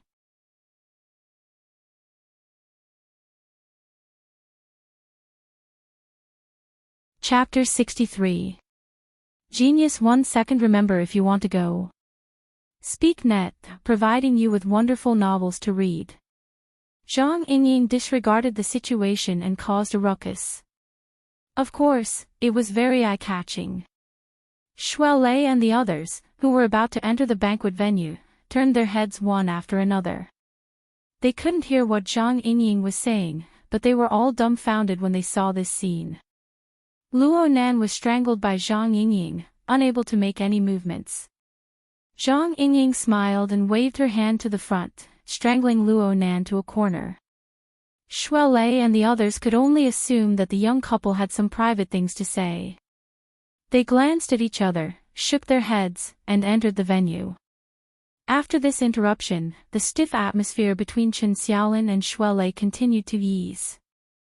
The two found an opening and went to the other side to talk. Let go. Luo Nan was strangled by the neck and forcibly kidnapped by a woman, and he didn't even have the strength to fight back. Luo Nan's self-esteem suffered a serious injury. He was truly a bit annoyed. It was true that Zhang Yingying was a familiar person, but from his perspective, he and Zhang Yingying clearly weren't that familiar. Perhaps it was because she felt his mood, or perhaps it was because her own excitement had passed, but Zhang Yingying took the initiative to loosen her arm. She recovered her cheerful appearance and pressed down on Luo Nan's chest before he flipped out. I'm worried that you haven't figured out the situation yet. Are you sure you came to participate in this cold dinner party? Luo Nan was speechless for a time, but the anger in his heart only increased. He took a deep breath. Then why did you follow me to the 27th floor? Because I had to make a choice. Zhang Yingying had a self-confident appearance. If you had no reaction at all to the hexier, then I would have kicked you down the stairs to avoid losing face. Luo Nan sneered. Now that I have a reaction, you're going to strangle me. Hee, it was just an accident caused by a moment of excitement. Men can't be small, that. I'm happy for you. After all, it's really rare for an ability user candidate like you, who hasn't awakened yet, to be able to enter the psychic wave network the moment you touch the hexier. Psychic wave network. It was unavoidable for Luo Nan's attention to be diverted. Frankly speaking, Zhang Yingying's previous appearance of shouting and wrangling gave him a bit of an idea. Zhang Yingying asked him back, what do you think the hexier is? A special electronic device. Bingo! Hexier is a psychic tool made by President Ouyang of the branch. Don't complain, Mr. President has always been weak at naming things. Zhang Yingying giggled as she sold out another person. I won't explain the concept to you. I'll let the president talk to you personally later. You only need to understand that the hexier is a special communication tool. It has a total of 6 communication levels. The simplest one is the radio, which is a one-way transmission of psychic waves. As long as you are an ability user or have the talent of an ability user and can receive this special psychic wave, you will be considered qualified. Luo Nan thought of that gentle artificial voice, the one that says welcome to the club. Aha! By the way, you should have a serial number, right? What is it again? 5357. Okay, wait for me to add you as a friend. Zhang Yingying suddenly paused.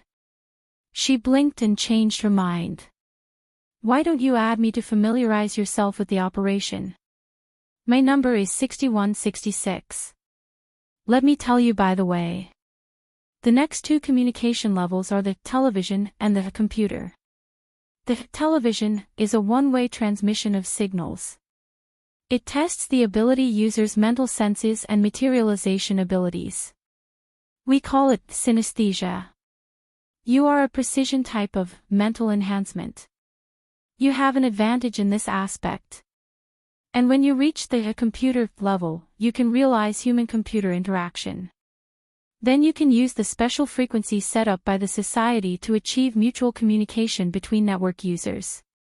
In order to reach this level, you need to have a bit of mental interference with reality. This is normally the privilege of the awakened. But since you are a psychic, perhaps you have a talent bonus. I'm not a talent type.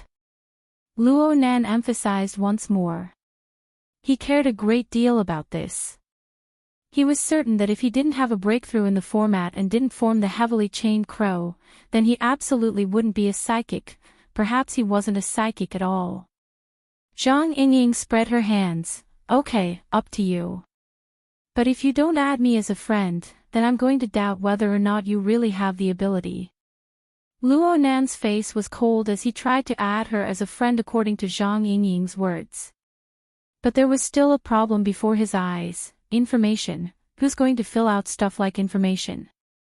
What if some guy who doesn't like you sees it? Wouldn't that be sending your neck to the blade of someone else? Zhang Yingying's face was full of disdain as she encouraged Luo Nan, just skip it. Come, use telepathy to control it. Try adding me as a friend. Relax, the hexier's fuzzy calculation ability is quite strong. As long as you have the ability, just think about it. Wow! Luo Nan saw the translucent interface before his eyes change amidst Zhang Yingying's gasp of surprise. It displayed, you have already become a friend with 6166. Then a furry squirrel jumped out and bowed towards him. On the other side, Zhang Yingying burst into laughter. Oh my god. You're using your school photo. So stupid. Even if you use a squirrel to act cute, there's still the word stupid in front of it. Luo Nan retorted sarcastically. But he also discovered that this was no different from the communication software on the market. He experimentally changed the effect of his display and soon a relevant modification interface popped up. Luo Nan thought for a bit and sent his visualization diagram up. The tetrahedron and its inscribed sphere spun in the dark void. It gave off a rather mysterious and serene feeling. Luo Nan had never considered this diagram to be some sort of secret that couldn't be announced. On the contrary, he wanted to publicize this diagram to as many people as possible, as well as the various theories related to it belonging to his grandfather. It was just that Luo Nan's understanding of the marvels within was far too lacking. He simply didn't have the qualifications to preach it. But as long as he had the chance, he would be happy to let more people have a deeper understanding of the diagram. As Luo Nan's good friend, Zhang Yingying naturally saw this change in the first instance. She mumbled "old pedant," but didn't say anything. Luo Nan was still pondering over the deeper usage of the hexayear. After all, Zhang Yingying had said that it had a total of 6 application levels. She had only talked about 3 before. What were the last 3? But a notification sound rang out before he could ask in detail. A friend request popped up on his Retina interface. He had just entered the network. Where did this friend request come from? He swept a glance at the number and saw that it was displayed as 5156. Of course, he couldn't see anything from this. He could only ask Zhang Yingying, who's 5156. 5156. Zhang Yingying blinked her eyes. It seemed that she confirmed it with her own hexayear. Finally, she made an expression of sudden realization. It's the secretary assigned to you. The society has always treated its members very well.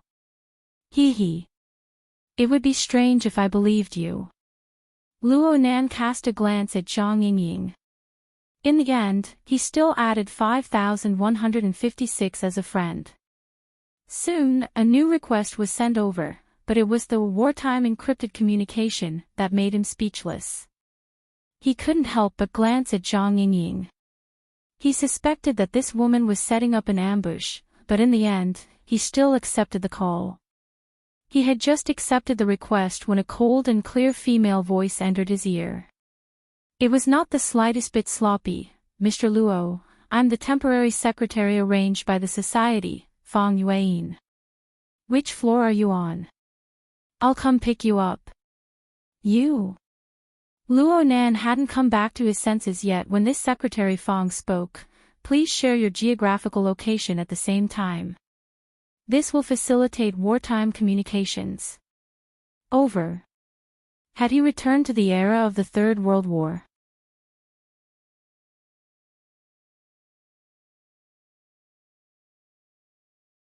Chapter 64. Genius 1 second. Remember if you want to go. SpeakNet provides you with wonderful novels to read. I kneel. Apologies to all the readers at the beginning of the month.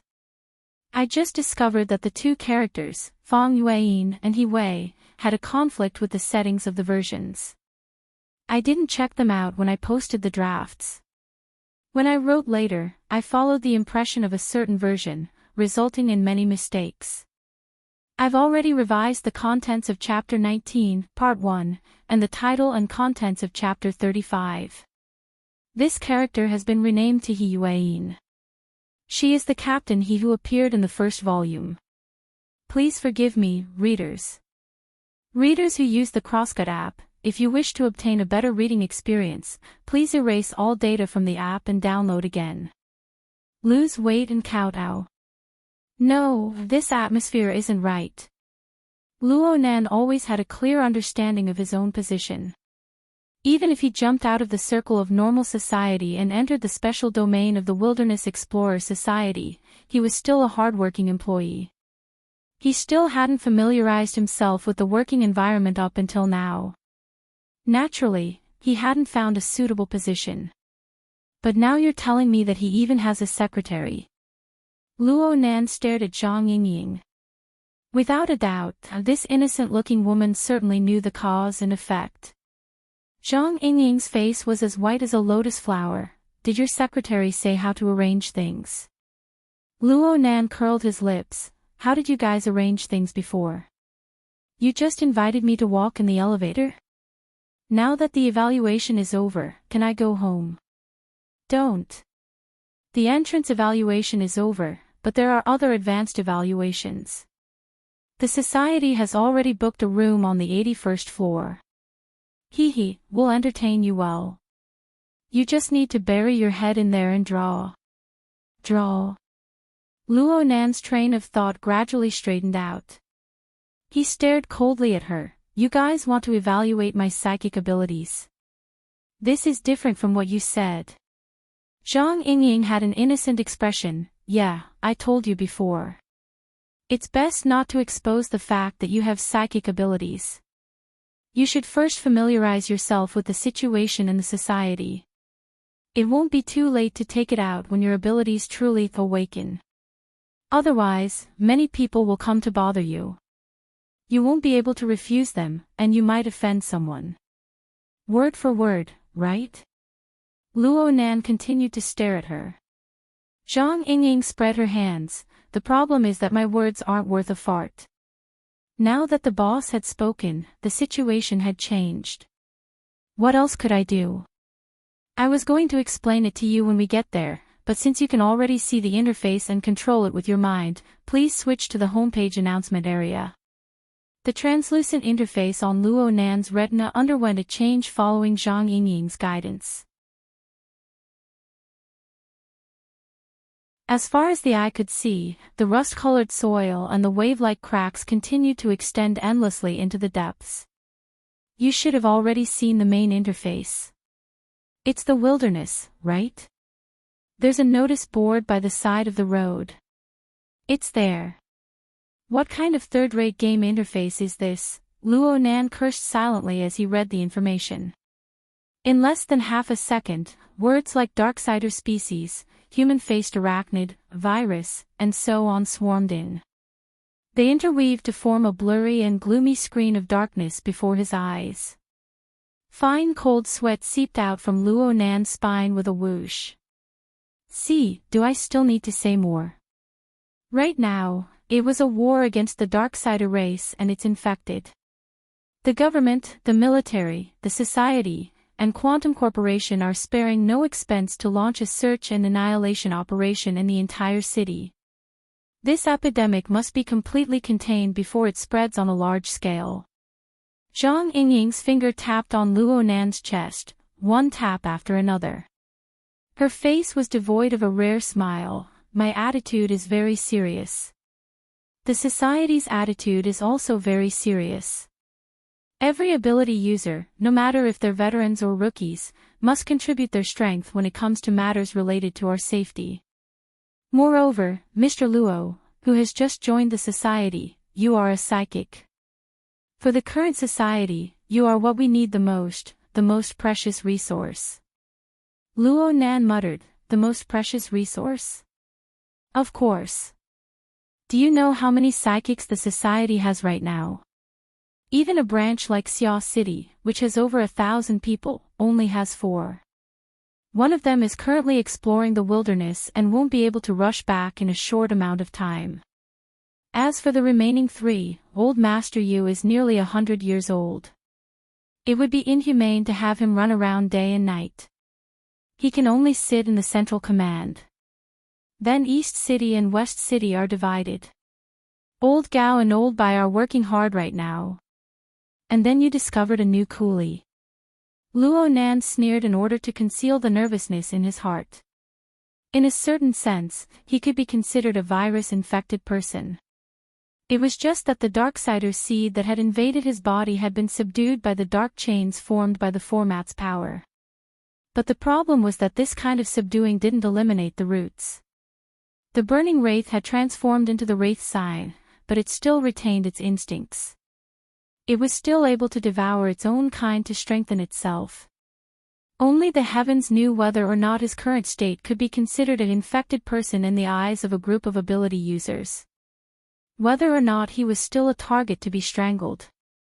But Luo Nan also had a sort of indescribable excitement amidst his nervousness. The human-faced arachnid. This sort of peculiar existence expanded the depth and breadth of his understanding of the burning wraith in an instant. It allowed him to overlook the ins and outs of this matter from a higher level.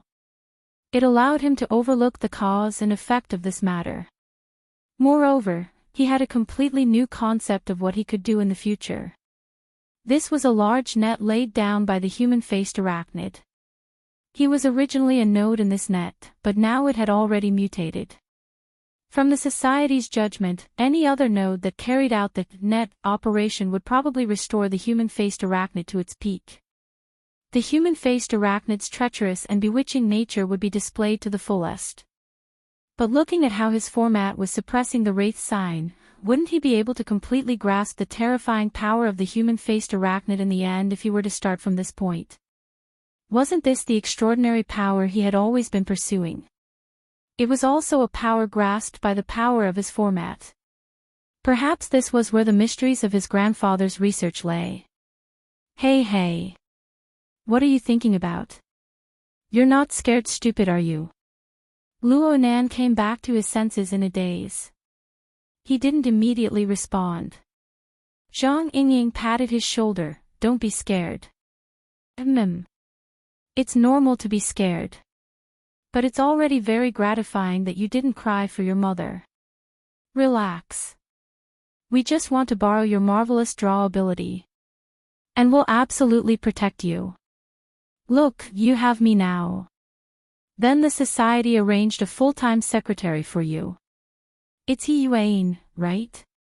She's a monster who entered the Society with a C+ score. Ah, a genius. Her true strength can only be higher and not lower. Luo Nan concealed a smile. Don't they say that only psychics are useful when facing the Darksider species? What are you thinking about? Any qualified awakened has a method to lock onto the Darksider species in a true battle. It's just that each method is different. Many people can even see it with their naked eyes. Zhang Yingying solemnly corrected Luo Nan's preposterous and laughable train of thought. The true problem is that when the Darksider species is in a hidden state, only psychics can discover the clues. The Society is relying on your ability in this aspect. Who would send you to the front lines? Oh really? Luo Nan became even more nervous. It seemed that his situation was more similar to that of an awakened. It was also a intuition. At most, he could rely on the wraith sign to sense it at close range. As for psychics, when he fooled Zhang Yingying, all he did was draw what he saw. In addition, Li Shueching had a bit of a psychic's intent. But the premise was that the burning wraith on Li Shueching's body had already taken form. They could sense each other. This kind of situation was seriously different from the long-range senses of a psychic. What to do? Luo Nan wanted to pick up his notebook right now. He wanted to make some gestures to avoid making a fool of himself on stage. In fact, he really did take out his notebook. He opened the flexible e-ink screen and drawing software.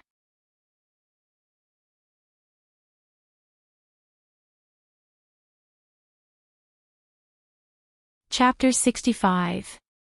Genius 1 second. Remember if you want to go. Shuanet provides you with wonderful novels to read.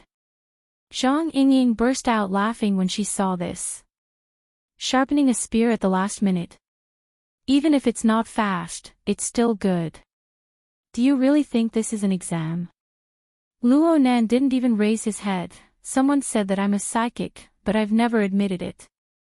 Now that it seems like it's not bad, I'll draw a picture to get a feel for it. If it really is. You mentioned what if to me. Zhang Yingying saw that Luo Nan wasn't sharpening his spear at the last minute. Instead, he was running away at the last minute. Her almond eyes immediately widened and she grabbed him by the collar. You're able to draw my white rainbow and that bizarre prison building sketch. How could you not be a psychic? Sure, I'm a shaman. Luo Nan continued to place his gaze on the drawing software. He wanted to draw something, but his mind was in chaos. He had no idea what to draw at all. At this time, Zhang Yingying was still talking noisily in his ear, so he decided to just throw in the towel. You were the one who introduced the concept of shamans to me. I'll also take the association's offer. Anyways, in the end, it'll be you, Sister Yingying, paying the bill, right? Oh. Luo Nan had never used such an intimate form of address before. It made Zhang Yingying fall back in disgust. Kids with reverse psychology were not easy to deal with. Zhang Yingying's eyeballs swiveled. Her hand that was gripping Luo Nan's collar loosened a bit. It's just hiring a C++ secretary and bodyguard. I can afford it for one night at most. On the other hand, if you want to enjoy this kind of treatment for a long time, then you'll have to put in a bit of effort.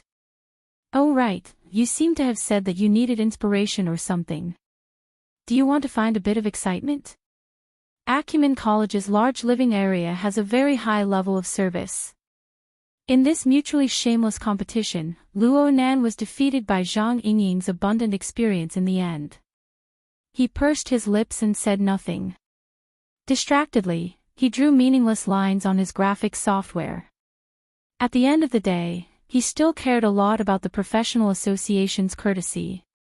This was a high starting point that he had never imagined before, and it was also a great opportunity that fell from the sky. He didn't want to let this opportunity slip through his fingers, so he had to do something. Luo Nan tried to recall this morning's practice that was most similar to a psychic's methods. But that dreamlike feeling was really too mysterious, and with his current restless state, it was really difficult for him to completely recreate it. Zhang Yingying tilted her head and looked at the messy lines on the flexible screen. The more she looked, the more suspicious she became. Hey, if you want to make fun of yourself, don't drag me into it. Luo Nan was disinclined to pay attention to her. Someone walked past them at this time, and the person felt a bit familiar.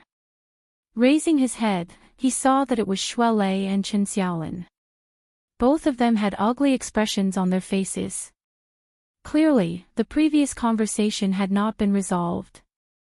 The atmosphere between the two of them was extremely tense. At this time, they were walking in the direction of the elevator, not knowing what they were going to do. Under such circumstances, it was obviously not appropriate to greet them. Luo Nan could only pretend that he didn't see anything. He lowered his head and smeared 2 more times, but he inexplicably drew out the abstract lines of the wraith sign. Moreover, it was done in one go. It had never been so efficient before. Luo Nan only came back to his senses when the symbol took form. His heart palpitated slightly. He was worried that Zhang Yingying would see some clues, so he raised his head to glance at her. He saw that this woman had long since been dazzled by his chaotic lines. She was a bit foolish for once. You feel something? Luo Nan was just about to respond with a sentence when he suddenly went mute. Suddenly drawing the wraith sign had some ominous implications. In the next moment, he completely followed his instincts and turned his head. Shui Lei and Chen Xiaolin had already gotten into the elevator. The lights in the elevator shone down, but they were unable to illuminate the gloomy faces of the two. He felt that a dispute could erupt between the two at any time. And at this time, a bizarre thought flashed through Luo Nan's mind. It was the information he had just looked up this morning. It came from the Secret Star forums. It was a suspected mental illness, a human tragedy triggered. The wife killed the husband, and before this, the husband and wife experienced a nightmare at the same time. Alert! Alert! Alert! The bold-faced words of the Secret Star forums appeared in his mind. Luo Nan closed his notebook with a bang. He turned around and headed toward the elevator, shouting loudly at the same time, Shui Lei. This loud shout was absolutely impulsive. Even Luo Nan found it a bit hard to continue after the shout left his mouth. He didn't know how to explain himself. But right at this moment, a trembling sound rang out on the mental plane. The heavily chained crow hummed. And most importantly, the wraith sign at the very front of the chain lit up with a dark red glow. Luo Nan's mind throbbed, but what immediately floated up in his mind was that he didn't know what to do. This was because the wraith sign's senses clearly came from two completely opposite directions. One was directly in front, and the other was directly behind.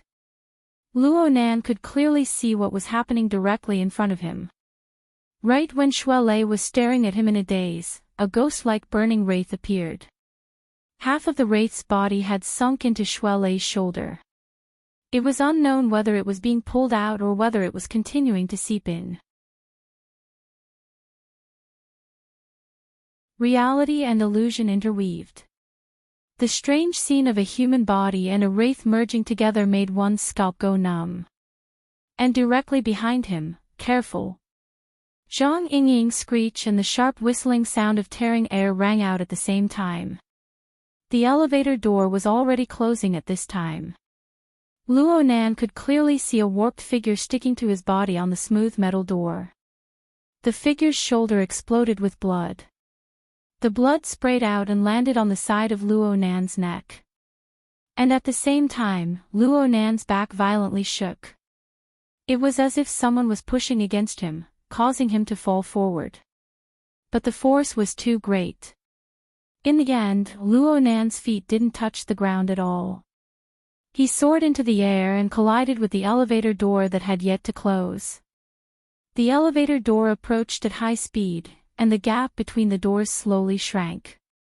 Luo Nan could roughly understand that he was probably being used as a tool to block the door. Then the elevator door opened to the two sides at this time. A figure staggered and fell to the side, smashing into a corner of the elevator. It was Chen Xiaolin. As for Shuelei, this big fellow who was being cut by half of the wraith was blocking the door. His simple and honest face even carried a bit of childishness. He was like an angry Vajra, and his thick palm chopped down at Luo Nan's face. Perhaps it was because of the haste, but Luo Nan didn't even have the time to stir up his negative emotions. Right now Luo Nan was actually quite calm. In the blink of an eye, Shuelei's palm cut past Luo Nan's ear. He grabbed Luo Nan's shoulder and pushed down lightly. Luo Nan instantly broke free from his suspended state. He involuntarily tumbled and fell into the corner of the elevator, in the same direction as Chen Xiaolin. Luo Nan's field of view spun as he tumbled, but the heavily chained crow drove the wraith sign. The entire surrounding environment of the elevator was mapped into his brain. At the same time, an angry roar rang out beside his ear. Shuelei had already collided with the shadow that had pounced into the elevator. It looked like Shuelei wanted to knock the person out of the elevator. But the opponent's momentum was far too strong. Shuelei's majestic body was actually completely unable to resist. His entire body fell backwards, smashing heavily into the back of the elevator. From Luo Nan's senses, it seemed as if the entire building was swaying.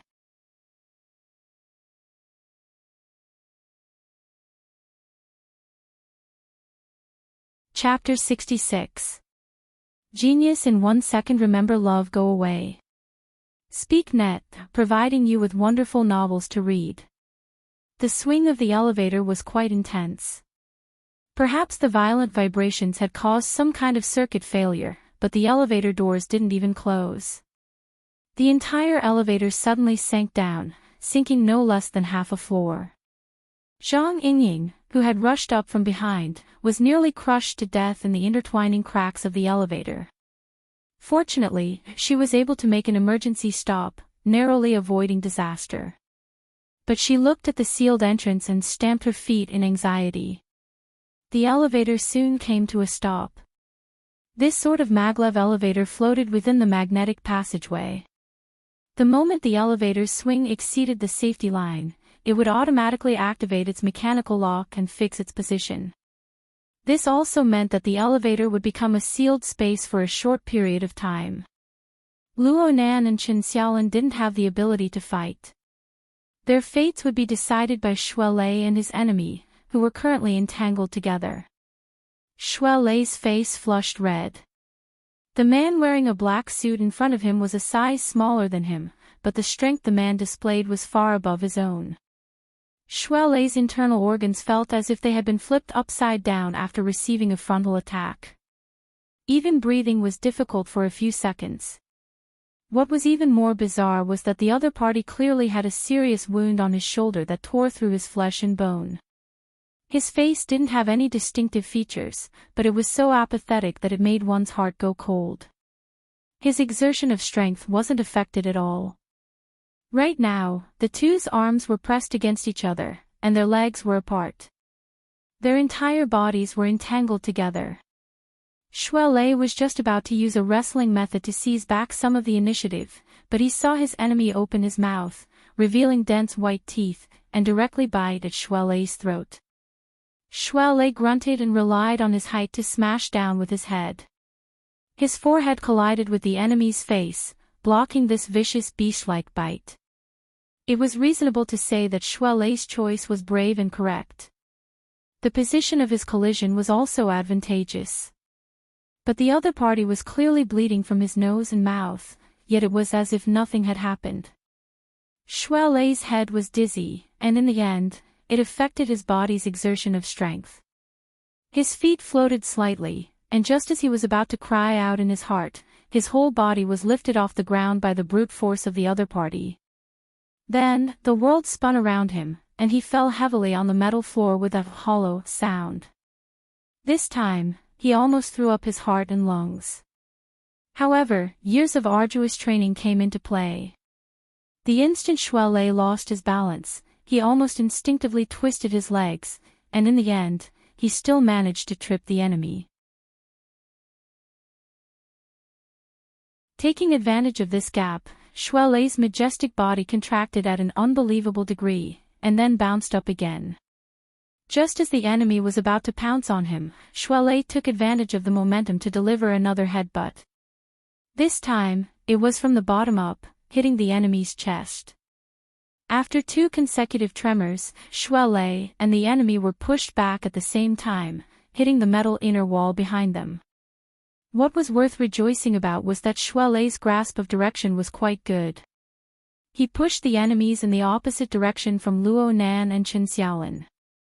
He leaned slightly to the side and was able to protect the two who had no combat strength.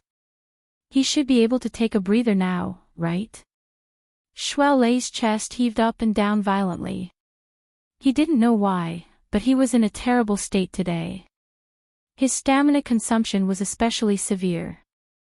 The previous round of dangerous hand-to-hand combat had almost completely emptied his stamina. Was it because he was too nervous?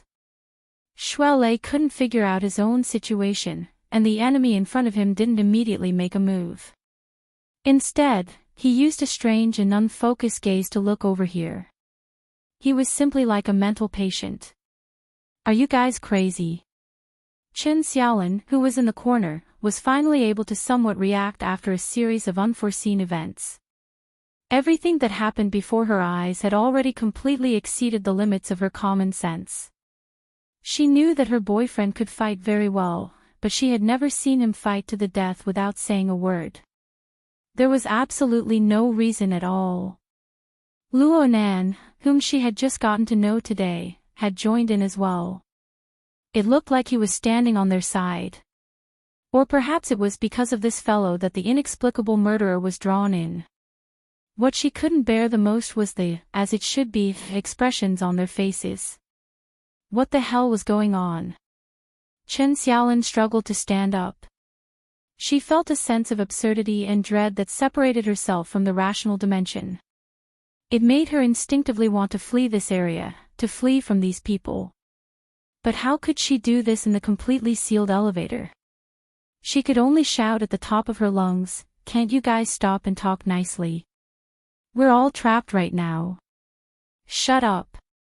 Short shouts came from the mouths of 2 people at the same time. Shuelei and Luo Nan spoke in unison, shouting to stop Chen Xiaolin's irrational actions of not understanding the situation at all. After shouting, Shuelei locked onto the enemy in front of him with full concentration. Luo Nan spoke a few more words. Senior sister, please calm your emotions, okay? As he spoke, he turned his face to face Chen Xiaolin from all sides. Chen Xiaolin was stupefied for a moment. She was locked in place by Luo Nan's mottled and strange gaze. It was as if all the strength in her body had been sucked out in an instant. She leaned against the corner of the elevator, her mind a field of blankness. Luo Nan used hypnosis to temporarily control Chen Xiaolin. Then he raised his head to look at the upper part of the elevator. Shuelei's attention was on the formidable enemy before him, but Luo Nan's attention was on an even stranger level. The burning wraith that had struggled within Shuelei's body in the previous fight had already drilled out from Shuelei's body. It had seized a considerable amount of blood and energy. And at the same time, the burning wraith also leaped out from within the body of the fierce black-suited male. The two intertwined and fused together before Luo Nan could react, growing stronger in an instant. This sort of change really exceeded the scope of Luo Nan's reaction. Luo Nan also wanted to resolve this problem. The heavily chained crow had already been released and the wraith sign was glowing. But it didn't display the crushing superiority of the previous few times. It even displayed a bit of caution and conservatism. This was because the burning wraith that had just fused together in the elevator was the most powerful one Luo Nan had ever seen. Even the one Luo Nan had once controlled to turn the military transport ship upside down seemed to be somewhat inferior. The appearance of the burning wraith's body was even more similar to the appearance of the human-faced arachnid from the R&D district. Luo Nan saw the information from Quantum Corporation and confirmed a step further. The burning wraith's body was indeed like a hybrid between a human and a spider. To be more precise, it was a giant spider that was clinging onto the back of a human. Half of its body was fused into the human's body. The two shared the same head. It was ugly and demonic. The wraith floated in midair. Actually, it was still using a strange method to endlessly absorb the energy from Shuelei and the black-suited male. Shuelei's symptoms of being easily fatigued actually came from this. His opponent was actually more or less the same. Through the senses of the wraith sign, Luo Nan was able to estimate a few things on a deeper level. The current burning wraith had already devoured at least 10 or more of its own kind to display this sort of form. In other words, purely in terms of quantity, it was several times stronger than the wraith sign on Luo Nan's side. Luo Nan couldn't help but sigh at his own naivety as he thought about the hunting thoughts that had just existed. This was the rhythm of being devoured by the enemy.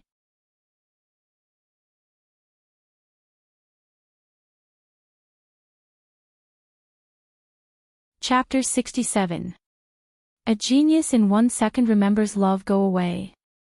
This is the web that provides you with wonderful novels to read. Luo Nan stared fixedly at the burning wraith within the elevator. The latter's attention shifted over accordingly. This was a sort of eye-to-eye contact. 6 bewitching flames lit up on the head of the burning wraith. They were 2 parallel rows, truly resembling the eyes of a spider. The color of each eye was different. They were divided into 6 colors: dusky yellow, dark red, light gray, ghostly green, deathly white, and jet black. Each dot was extremely small, but the color of each dot swayed back and forth. It was bewitching and strange, making one dizzy. Luo Nan looked over and many muddy and chaotic thoughts arose from the bottom of his heart. His entire mood swelled with irritation. He wished he could smash something to vent his emotions. Fortunately, the heavily chained crow trembled as its vibrating sound swept over, suppressing these inexplicable emotions and distracting thoughts. The demonic eyes of the burning wraith flickered and changed, clearly noticing Luo Nan's heavily chained crow. Of course, there was also the wraith sign that flickered at the very front. In Luo Nan's eyes, its first action was to assume a pouncing posture. This was no different from the reaction of its kind in the school's medical department this morning. Luo Nan also assumed a defensive posture, preparing to give it a painful head-on attack. However, this burning wraith didn't actually pounce over. On the contrary, it even retreated a bit to increase the distance between it and Luo Nan. Its blurry face slightly tilted upwards and it let out a shriek that was hard for ordinary people to hear, but it surged on the mental plane. Luo Nan's heart jumped. He practically instantly thought of the fearful roar from yesterday on the warship. He didn't have time to think too much. The heavily chained crow hummed as it broke through the air, striking directly at the burning wraith. But the enormous wave of the mental attack came even faster. When the heavily chained crow touched the burning wraith, Chen Xiaolin behind him had already let out a shriek. Her emotions of fear burst forth, and her entire body crashed into the inner wall of the elevator. She wanted to find a way to escape, but she simply didn't have any opportunity to do so. Her entire body stiffened, and her eyes slightly bulged out from fear. A dark red bloody light soared from her body, shooting straight at the burning wraith. She instantly became dispirited and fainted as the bloody light broke out from her body. Luo Nan was truly unable to obstruct this sort of incorporeal method. He himself needed to rely on the suppression of the heavily chained crow in order to stabilize his mind and his surging blood and energy. And the chains that traversed through the air seemed to have been affected by the main body. They lost their previously all-conquering strength and stopped outside the burning wraith, trembling. At that moment, the effect of fear roar was far from over. In the elevator, the black-suited male, who was obviously under the control of the burning wraith, let out a short roar and once again pounced towards Shuelei. Shuelei was obviously affected by Chen Xiaolin's scream. His body trembled, causing him to lose the initiative. However, he did not show any signs of weakness. He mustered all his remaining strength, and with a low roar, he pushed forward. Both sides once again clashed head-on, and this time, Shuelei only took half a step back. He took a punch, and at the same time, he returned an elbow. For the time being, he did not seem to be at a disadvantage. But Luo Nan wasn't happy. This was because he could already see that the intense combat and the surging emotions were the best catalysts. It caused the blood and energy of the two to transform into a long line of bloody light, endlessly pouring into the burning wraith in the air. Such a method of drawing blood and sucking marrow was more than 10 times more tyrannical than the spore environment of the simmering over a small fire from before. The burning wraith's ability to interfere with reality had already exceeded his imagination. Luo Nan suspected that if he continued to suck like this incorporeal wraith, which only existed on the mental plane, would be able to completely materialize from incorporeal and appear on the material plane. And what made him most vigilant was the opponent's calm attitude. The burning wraith had actually controlled its devouring instincts.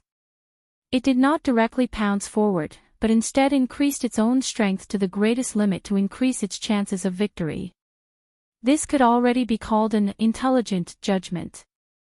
Sure enough, the name given by Quantum Corporation, human-faced arachnid, was the most appropriate name for this monster that was endlessly approaching a complete body.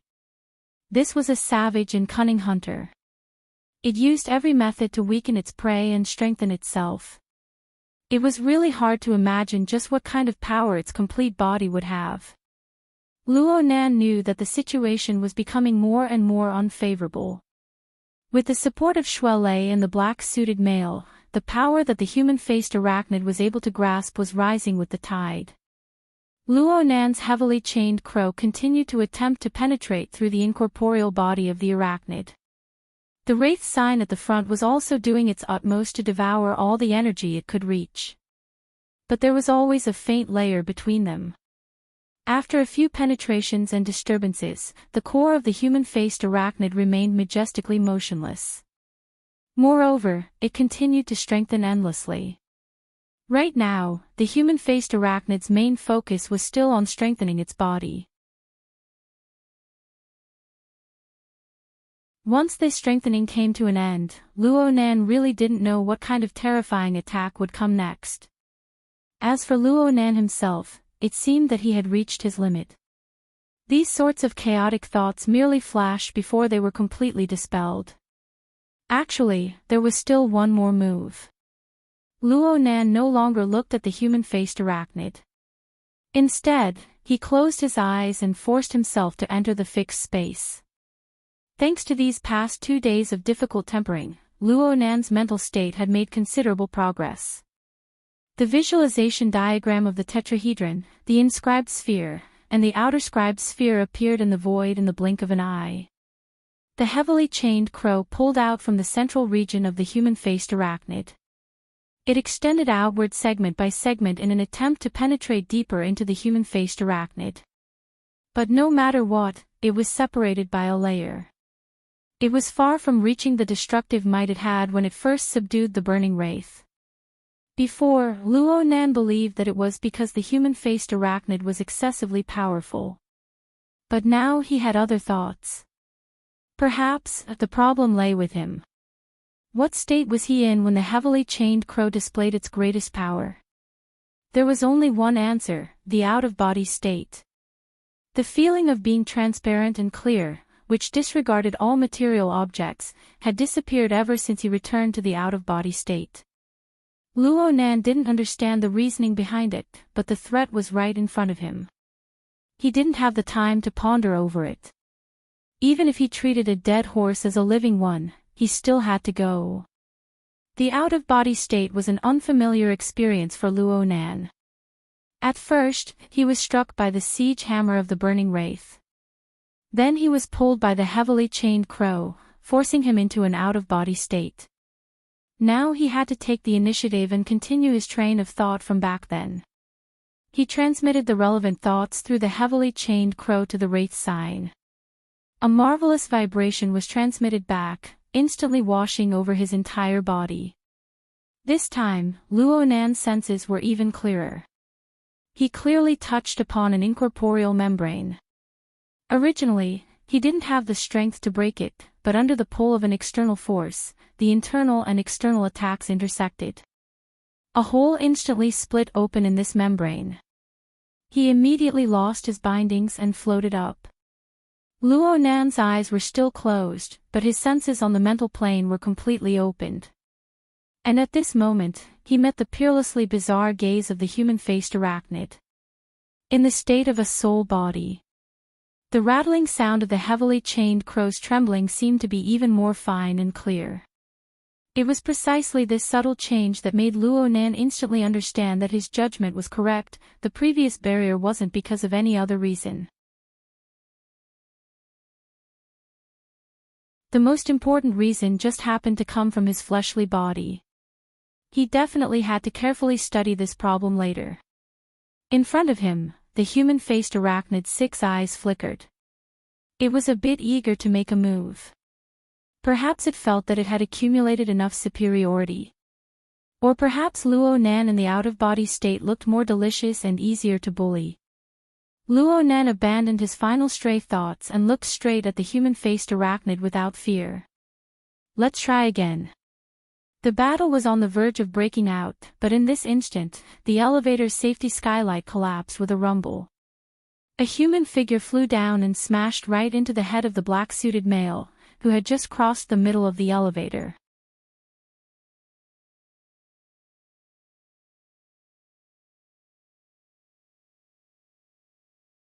Chapter 68. Genius 1 second. Remember if you want to go. Shuon.net provides you with wonderful novels to read.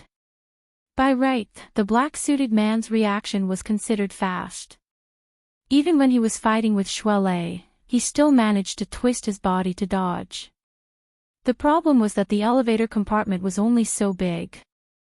Shuelei had to use a small portion of the compartment in order to protect Luo Nan and Qin Xiaolin, who were behind him. The space left for the black clothes was very little. In the end, he still had to use his arms to block.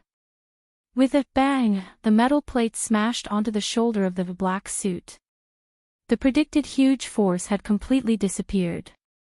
The light metal plate was directly deformed. He had exerted force at the last moment and had even used the wrong amount of force.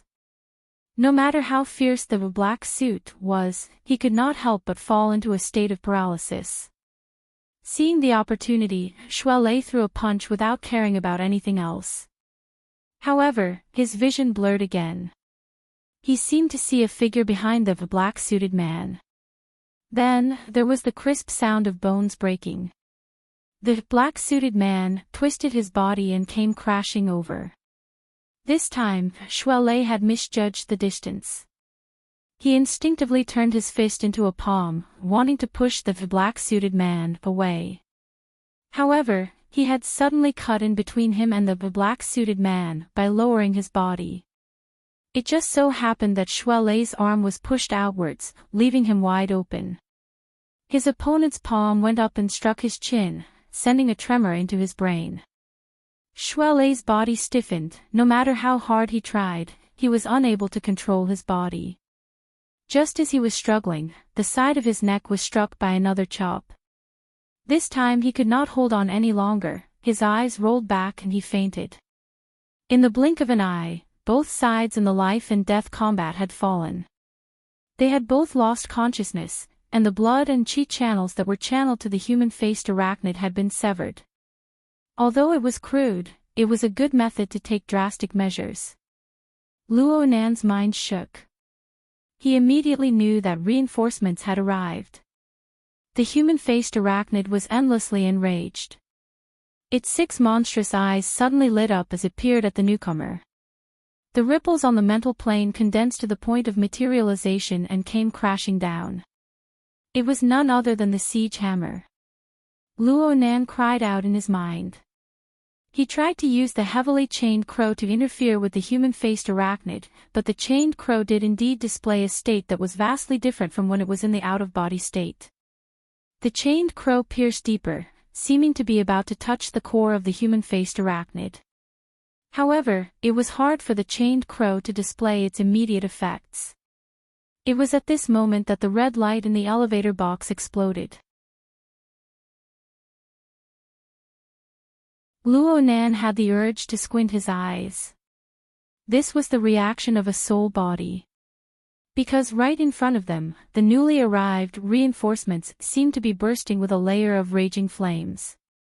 The blazing flames illuminated the interior and exterior. The siege hammer aimed directly at the soul level extinguished more than half of the raging flames, but in the end, it still didn't completely break through. On the contrary, the flames rose again after a slight setback, even exploding with an even more violent momentum than before, completely annihilating the impact on the mental level. Then, the flames filled the entire elevator, and the momentum was unparalleled. Format of fire. Luo Nan's mind couldn't help but be shaken, but he soon discovered that something was wrong. His soul body was swept by the light of the flames, and the pain he felt yesterday when he left his body reappeared. It was as if he was being cut by a knife. However, the coldness that froze his soul completely transformed into a scorching heat. So it didn't differentiate between friend and foe. Luo Nan saw that the situation was far from good. All thoughts of fighting a great battle after leaving his body were wiped away. Though he did not directly return to his body, he took a step back and hid behind his main body. He relied on the aura of his main body to block this wave of unexpected disaster. At the same time, a light whistle rang out from the elevator. The ice-cold blade light streaked across the sky, forming a clear contrast with the raging flames within the elevator. Yet it also miraculously blended together. The raging flames controlled the cold blade, and the glaring trajectory branded itself onto Luo Nan's mental plane. It didn't disperse for a long time. Love goes small say Netka. This blade looked very familiar. The human-faced arachnid was already in discomfort from being burned by the format of fire, and it was even more wary when facing the blade light. It instinctively wanted to dodge. But at this time, the heavily chained crow finally displayed its use after a period of adaptation. The chains suddenly snapped straight, and the chained body that was already pointing straight at the core of the human-faced arachnid radiated a myriad of fine threads. Though it lacked a bit of irresistible momentum, no matter what the human-faced arachnid wanted to do right now, it was able to carry out some interference and suppression. It was enough for the human-faced arachnid to slow down by a bit. The blade light tore through the air and instantly tore a wound through the body of the human-faced arachnid's phantom. Everything it passed through turned into nothingness. The human-faced arachnid hissed once more, but this time it was a miserable shriek. Before the shriek had even finished, the demonic body that was about to condense into substance actually exploded with a rumble. It transformed into countless dim rays of light that penetrated through the elevator box and dispersed in all directions. There was still this move. Luo Nan was greatly surprised. He could feel that the human-faced arachnid hadn't received any fatal injuries. The only reason it had disintegrated was for the sake of fleeing for its life. Who would believe this sort of judgment without a certain amount of intelligence? The heavily chained crow withdrew. With the wraith sign at the front, he felt that the human-faced arachnid had instantly disintegrated into chaos. He felt that the wraith sign had torn off a piece and devoured it in an instant. Luo Nan didn't carefully experience it, but he didn't want to delay any longer. His soul body threw itself into his body, returning to his body, and he opened his eyes. From his angle, he just happened to see the swift and fierce blade light return. In the end, it seemed to shrink back into the sleeve. Only the heavens knew that with such a close-fitting cut, there was no space to hide the blade's edge. Luo Nan couldn't help but size up the figure in detail. This figure looked a bit familiar. Luo Nan opened his mouth to speak, but a wave of dizziness suddenly assaulted him. His body leaned back, pressing against the inner wall of the elevator. The ice-cold metal surface was soon heated up by his body temperature. Sure enough, the out-of-body technique was a very dangerous move. The consumption was enormous. The soul body had to bear a portion of the attack, and the fleshly body had to bear the brunt of it in the end. Speaking of which, he hadn't even eaten dinner today. He was already very hungry. But right now, this feeling of being very, very, very, very full. What was going on? Luo Nan slowly inhaled and exhaled in an attempt to alleviate the endlessly increasing feeling of bloating. But it was useless. The feeling of being stuffed came from the mental plane. It was like the wraith sign had taken a bite and forgot to measure how big its stomach was.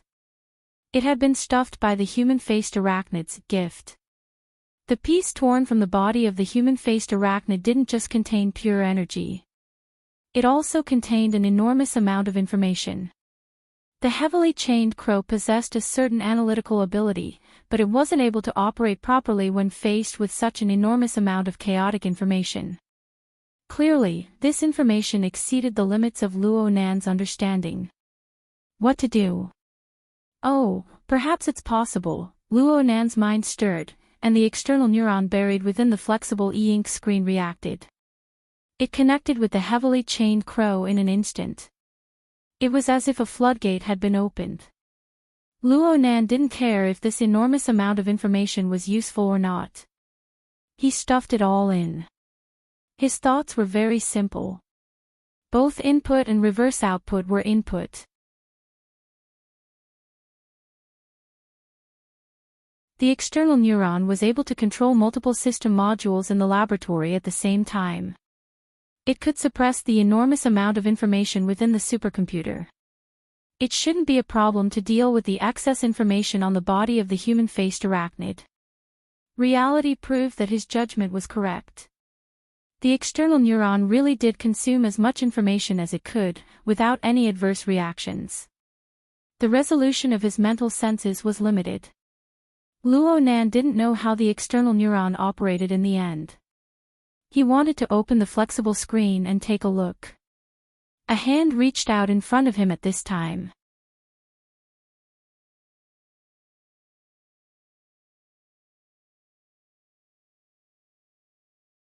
Chapter 69.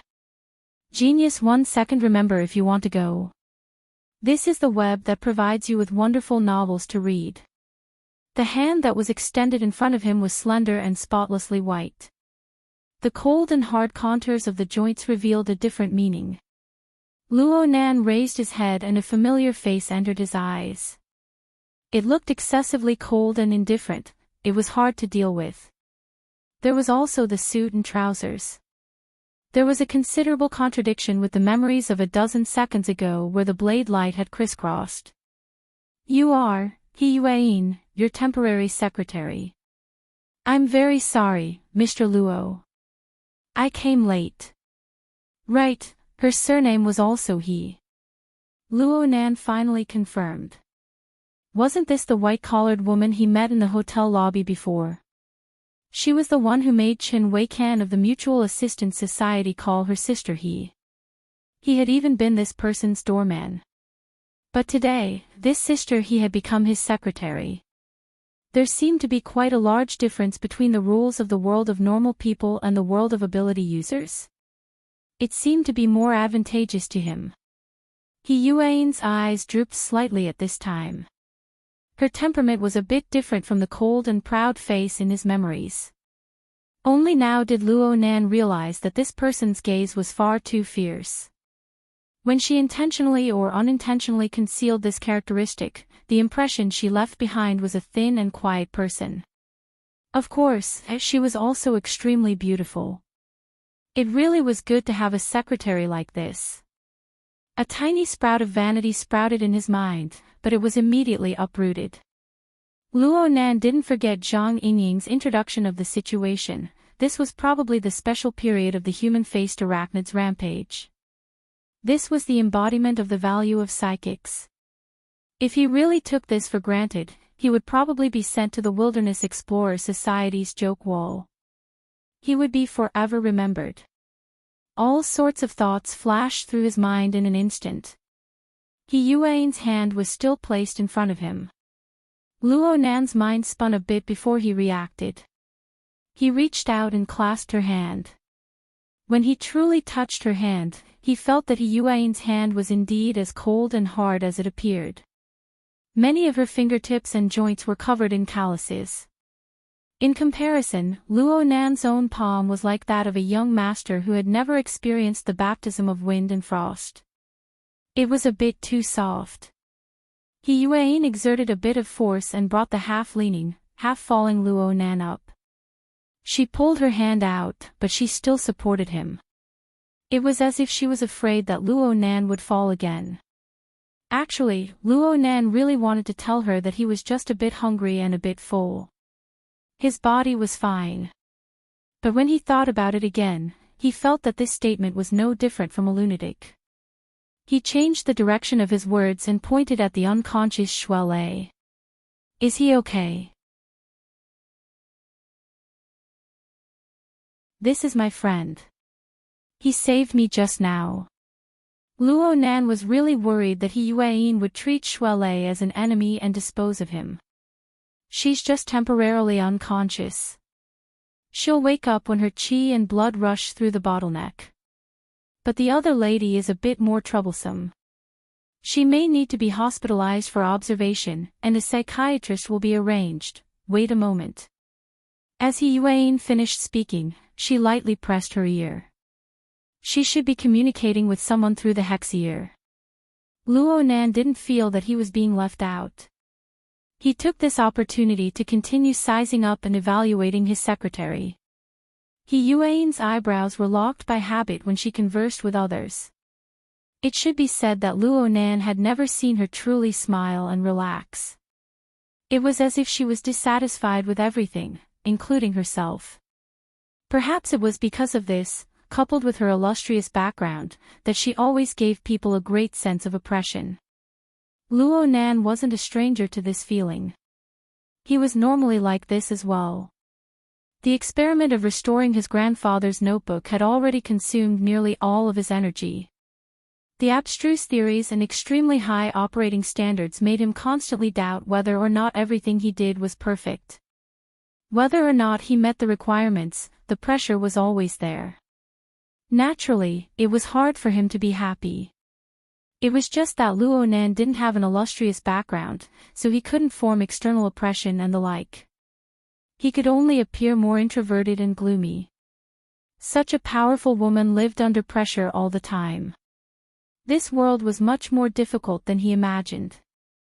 Luo Nan shook his head as he inexplicably felt a bit emotional. He didn't know why he suddenly felt a bit melancholic. A second later, he discovered that the ground beneath his feet seemed to still be shaking. The elevator had already returned to its calm state, so the shaking could only come from the outside. He subconsciously asked, "Another earthquake?" "No. It's just a pointless venting after a failed operation." He Yuan actually responded.